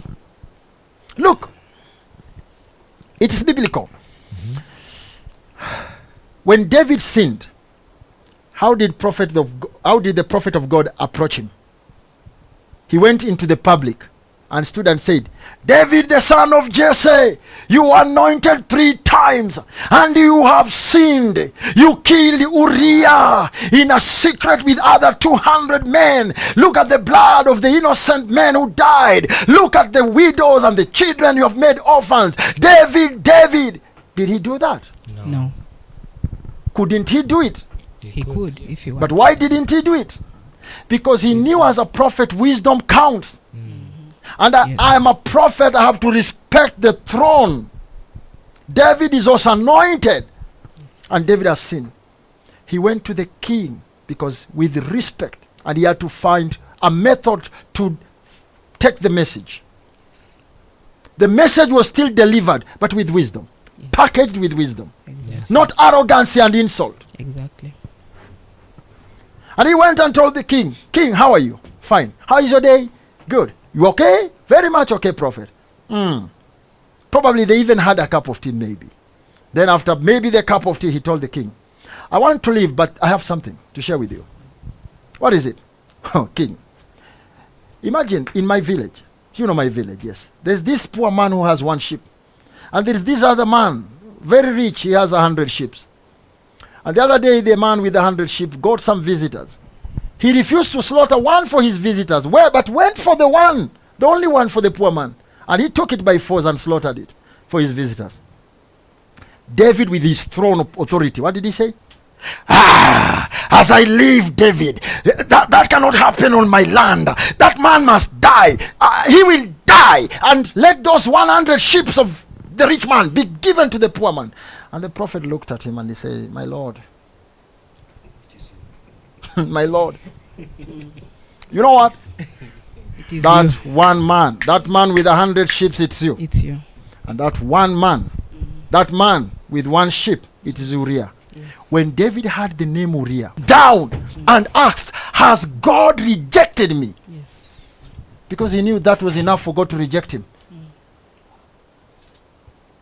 But the question is, look at how the prophet packaged the message. Yes. You know what? The other day I talked to Prophet Owor. I didn't disrespect him. Let me show you the days that Owor used to warn the country. And his message changed so many people. Owor used to use these words. Servants of God. Men and women of God. God has said this. Repent. He never called a name of a person. Yes. And every man of God could go back and check his lines. And those who had gone astray, they could come back. Yes. But he never called a name. Yes. So this one calling the name of servants of God directly. And he says it's the sword of God. He who doesn't know him doesn't know God. What kind of stupidity is this? Are we not heading up to what happened in Uganda? Do you people remember the story of a man in Uganda who burnt people into ashes in the church, including himself? Even in Kenya here, we heard the story of Lejo Maria at Rivanzoia. Yes. It starts like this. It begins like this. When people go so too high, when people go too high, I want to say this. Maybe the same way God is using him to warn people is the same way God is using me now to warn him. Because in my video, there is nowhere I insulted Onyango. And if there is, Anionyeshe. There is nowhere I abused him. And if there is, Anionyeshe. There is nowhere I said he's not anointed of God. If there is, Anionyeshe. I even refer to him as a brother. And I told him, if he think I'm wrong, let him go back and ask his mentor. Because even me, I have mentors who mentored me. I didn't just wake up and I became a prophet. As much as I had all this power from the beginning. But later God surrendered me into the hands of those who had worked before me to show me the path. So, he has said I should not try him. And there are 4 things that Onyango said. He said he will send floods in my house. Onyango, I stay in Athi River. An estate called Green Park. Cluster 2.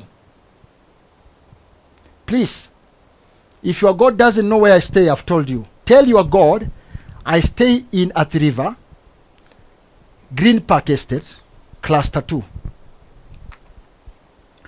Tell me when the rains will come to my house. You said you will send floods in my house.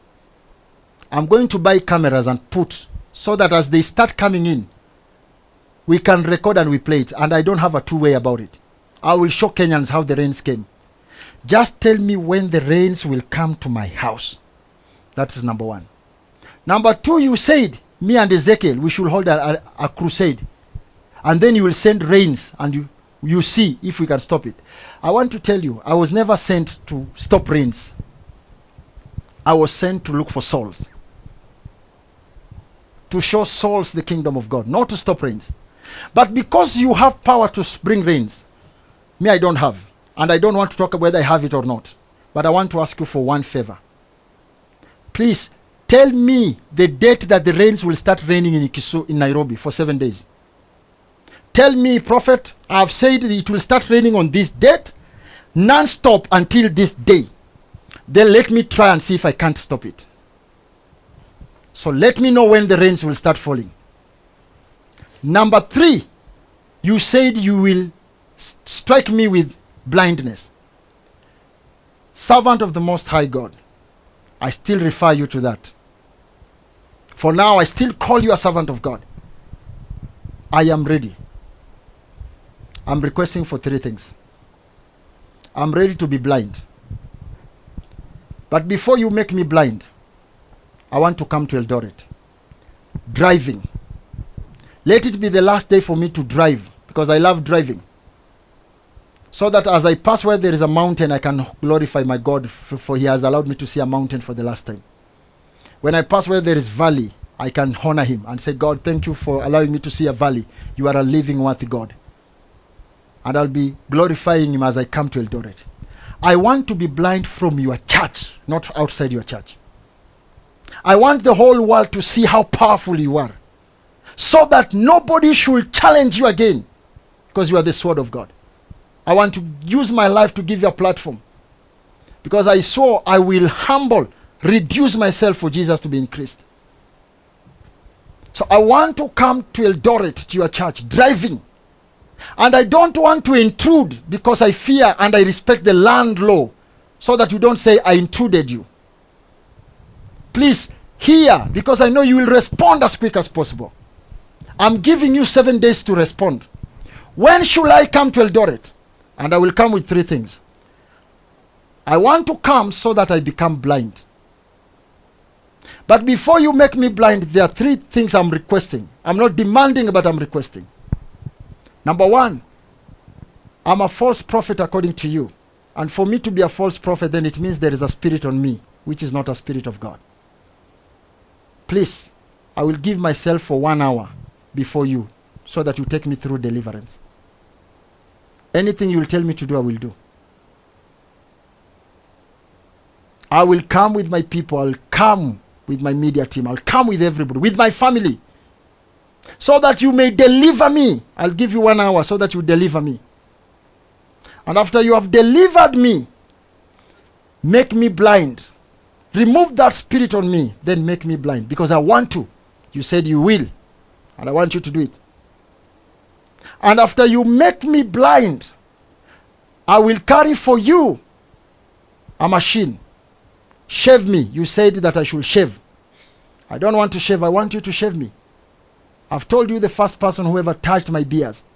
Let you be the second person. I will carry for you a new machine. Please shave me. And after you have shaved me, on top of my vehicle, I'll be carrying my own casket. You will tell me, you said you will take me out of the path.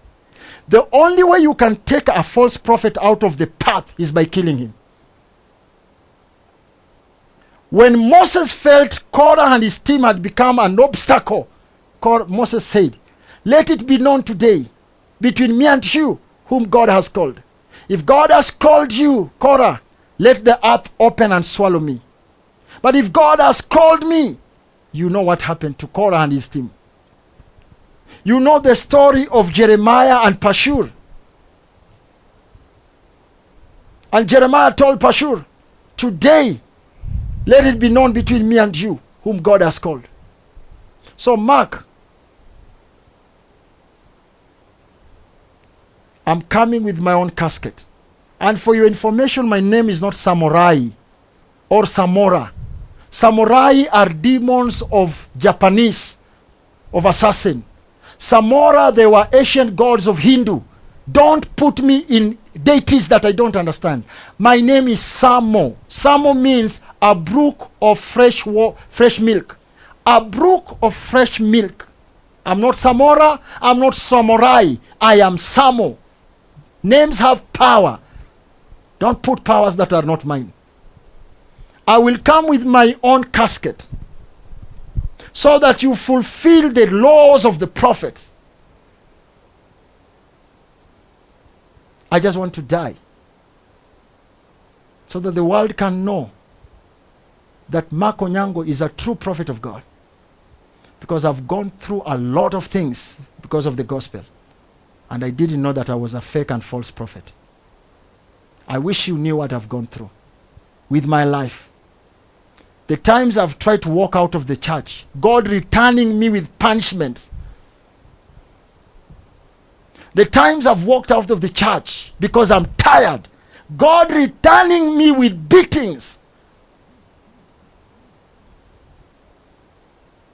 When I said I surrender and put everything now aside and I focus on Jesus, I didn't know that one day God will speak through a prophet that I'm a false servant after all these prices I've paid.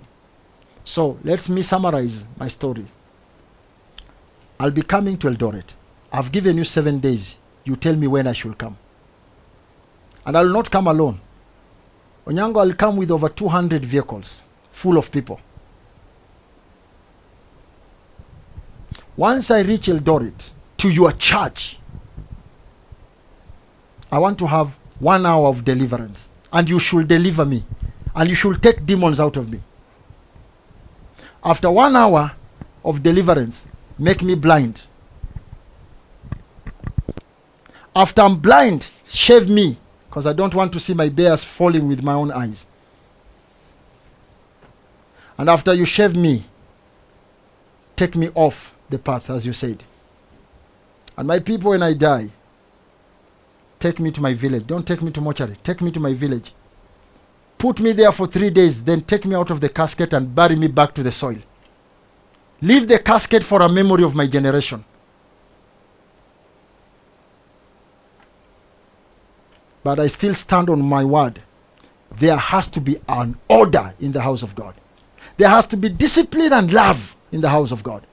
We shall not continue insulting each other and calling each other names. So please, you have 7 days from now to come out and tell Prophet Samo or false Prophet Samo, come to Eldoret on this date, and I will come. And I will live here driving, and I will make sure my drive from here to Eldoret, it's online. And I've told you I'm coming with how many vehicles? 200. The vehicle you will see in front carrying a casket, that will be me driving alone. So please respond back to that, because a prophet must be accountable to his own words. I've responded to that. So maybe just if I could just ask a question, Prophet. Seemingly from the time you mentioned about Ezekiel, the issue of thunder being called upon Ezekiel, it's like from that time, there is just some, I don't know whether it's a war or some bad blood that came out of Prophet Onyango. And I remember he said that he used to think that you were on his side. And it's like by you support, okay, according to his statement was that you were supporting Ezekiel, and quite a number of probably his people, I'm seeing them make comments that it's like you, the fact that you acknowledge that Ezekiel was not supposed to be summoned thunder, then that categorically made you to be a false prophet or made you to be a friend of Ezekiel. I don't know what you have to say about that, Prophet. Kindly, if you could share that. I want it to be known very clear Me and Ezekiel, we have no any relationship in whichever way. I've never sat with Ezekiel anywhere in my life. I've never talked with Ezekiel anywhere, even by phone. I've never talked to Ezekiel. I've never.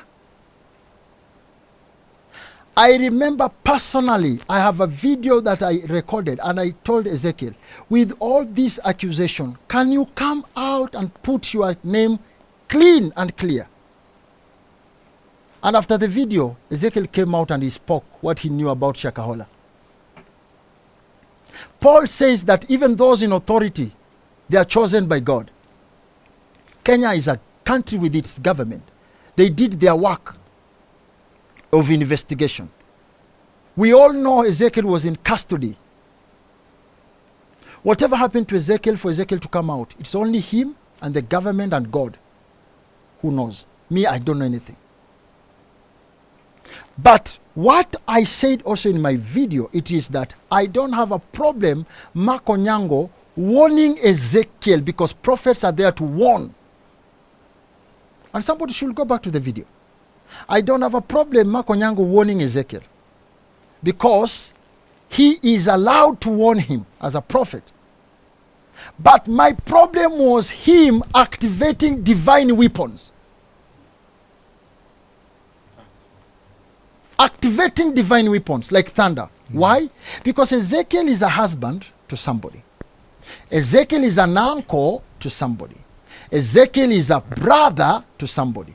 He is a son to somebody. And he is a biological father to some people. And even there are staffs who put their daily bread because of Ezekiel. Activation of divine weapon, that was wrong. And I will stand on it. That was wrong. Because our master is not a murderer. Now let me ask you a question. Jesus, was he the Son of God? Jesus Christ of Nazareth, was he the Son of God? Yes. If Jesus was to be like us, do you think he would have walked with Judas Iscariot until the last minute, when he knew very well the pain that was awaiting him? This man was the one carrying it. Could he have done that? No. How many places did Jesus go and even people rejected him? Did he send for thunders from heaven? No. He even asked the soldiers when they came to arrest him, you come to me with swords and clubs, as if I can't ask my father for a protection and a defense. And even if I was to ask for only one angel, you people cannot withstand him. But still at the end of the day, when he went to Samaria to ask for help, and the Samaria people told him what? If you are going to Jerusalem, we'll give you nothing, because we have no association with Jerusalem people. What did Peter tell Jesus? Jesus, after all you have done to these people, they can do this to you. They can treat you this way. Call for fire to come and burn them. What was the response of Jesus? Peter, you have spoken it well. They deserve fire. But for me, I will not do it, because that's not my heart. Look at Jesus. Jesus is saying they qualify for punishment, but his heart is not a punisher. They qualify for punishment, but his heart is not for punishing. And that's why I'm asking, this God of today that we have, who is so bloody thirsty of people dying, what kind of God is this? Why don't he give his people a second chance, because they might change tomorrow? Look, there was a time God became so tired with the children of Israel. What did he tell Moses? Moses, I am tired with these people. I want to destroy them here and start a generation in you. What did he tell Moses?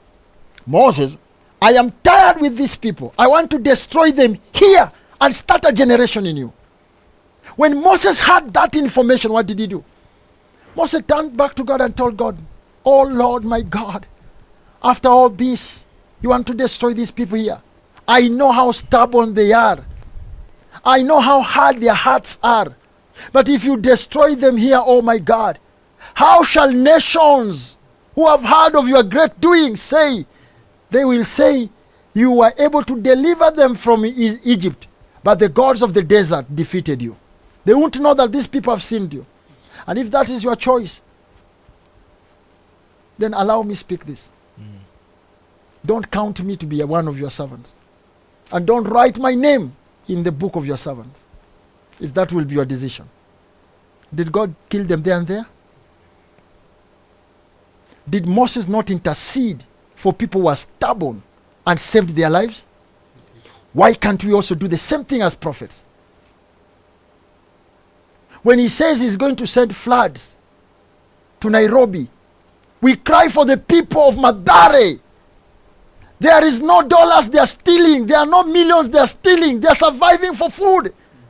And they are the people who have gone to live along the riverbanks. And they are the very people who will be swamped by the floods. Why can't we pray for them? Why can't we go and on our knees and we cry and we say, God, we know there are few who are making you worked up. But at the same time, God, there are few who are honest and faithful to you. Have mercy because of the few. Did he not tell Abraham, if you find even 10, I will spare the entire city because of those 10? Where did that God go? Especially when we are living now the season of grace. Why should we be operating in the season of grace? And now there is more death than even when there was no grace. Did Jesus not teach us that on the cross? Father, Father, please forgive them, for they don't know what they have done. If Jesus himself is doing that, what is so hard to us as prophets? That's why I said, when it comes to activations of divine weapons, I stood to say no. Was Ezekiel attacked by thunder? Look at the honor that God has given Ezekiel. Are we blind to see? Can devil give a land? Can devil force someone to give a land for the house of God to be put praising Jesus Christ? How many bishops have ever preached in this country and people donated lands for free? Let us have history, if Ezekiel is not the first one. I'm not defending Ezekiel. I have no any relationship with Ezekiel, whichever the way, even by phone call. And I don't have to be in friendship with Ezekiel to speak the truth. Ezekiel should be left alone. We were sent to preach Jesus Christ of Nazareth, not Ezekiel. Let Ezekiel do his work. He will be judged by his God. We should do our work. We should be judged by God. But this narrative of calling other servants of God, if Jesus was able to stay with Judas Iscariot and he never exposed Judas Iscariot to Peter, imagine if Peter would have known that Judas is the one who will betray Jesus. What do you think Peter would have done to Judas? If Peter was able to chop off a soldier's ear, what do you think Peter would have done to Judas Iscariot? So what are we learning from the Son of God? We don't want to raise. When other people from other nations, they want to seek grace from Kenya, they see posters. Prophet Samo is a false prophet. Oh, Harrison Nganga is a false preacher. Oh, James Nganga is a false preacher. What kind of stupidity is this? Oh, I'm the sword of God. Okay, you are the sword of God. I've told you my ultimate. I'm coming. I want to see what the sword of God can do. Me personally, 1998, I died. That was my first time I got into the chamber. I was dead. You die today, I will show you how to get in heaven because I've been there. But let's not go to that. Because this thing involves prophets. Me, I'm going to Eldoret. I just want him to give me the date. I've given me 7 days to declare the day. I should go there. And I will go.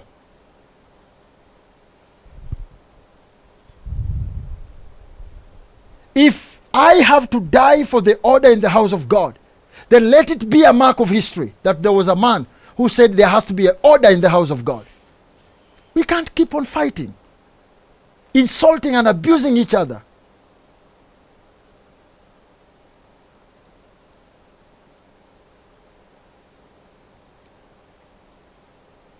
can't.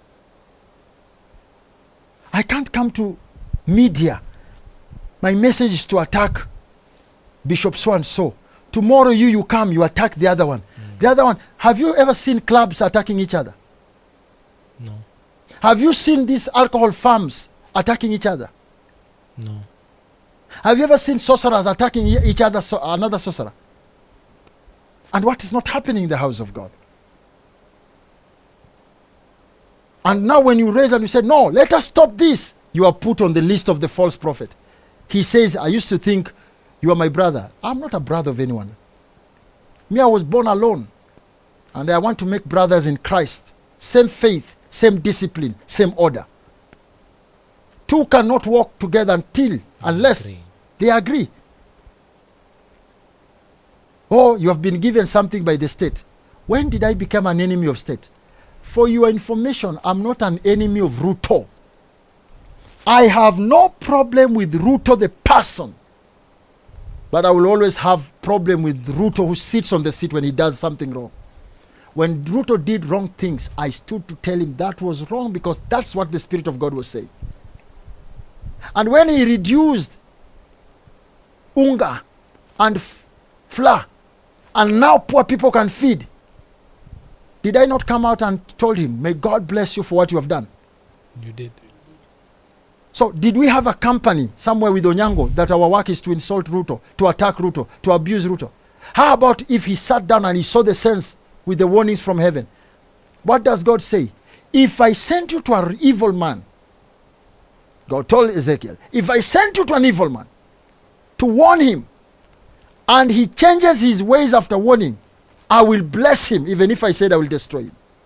And if I send you to a man and tell him that I will bless him, and then he becomes evil, then I will change my blessings to destruction. If God chooses to forgive Nineveh, who am I to push God to bring fire? I don't want to become like Jonah. I want to be like Abraham.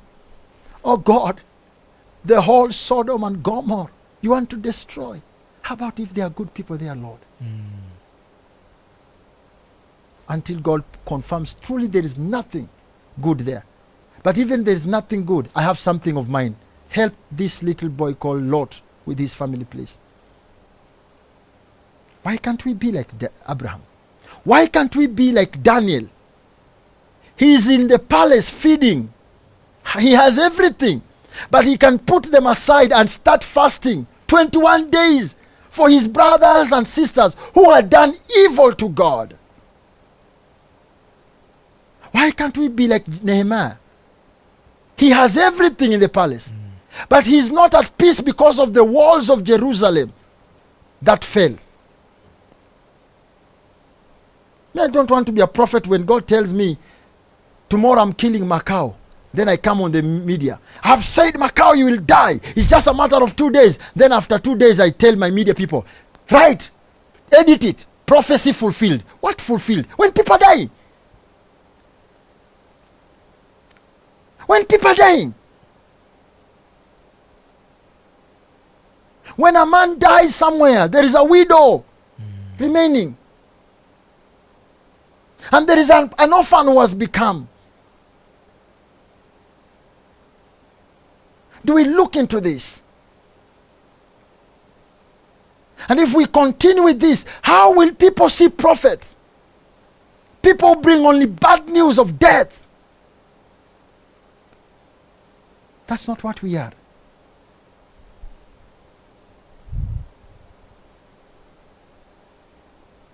Sometimes you don't need to change people by beating them. You can also change them by hugging them. Some people make mistakes because nobody has ever embraced them. If you show people love, they can change better than when you show people wrath. When shall prophets start sending the signals and the signs of love? When the Bible says God is love, and those who don't know love don't know God. That's what the Bible says.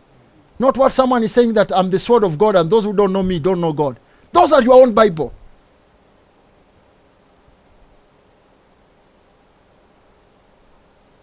I don't know whether I'm making this thing to be understood. Yes, you are. It's all about showing the love of Jesus Christ at the cross. Whether we are a bishop, apostle, prophet, we must send the love of Jesus. And the disciples asked Jesus, give us law. What did he tell them? The law I give is only one. Love your neighbor as you love Self. and love your God with all your heart, soul, and mind. So where is love? Why can't we intercede on their behalf? When God comes to tell us, these people have sinned me, we tell God, God, have mercy upon Kenya. God, have mercy. He has never been short of mercies. For so God loved the world, he gave out his only son. He says he's slow of anger, but full of love. Love. And not just love, unfailing love.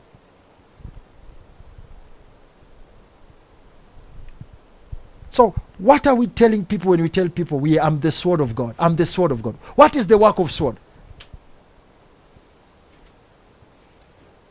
We have to stop this.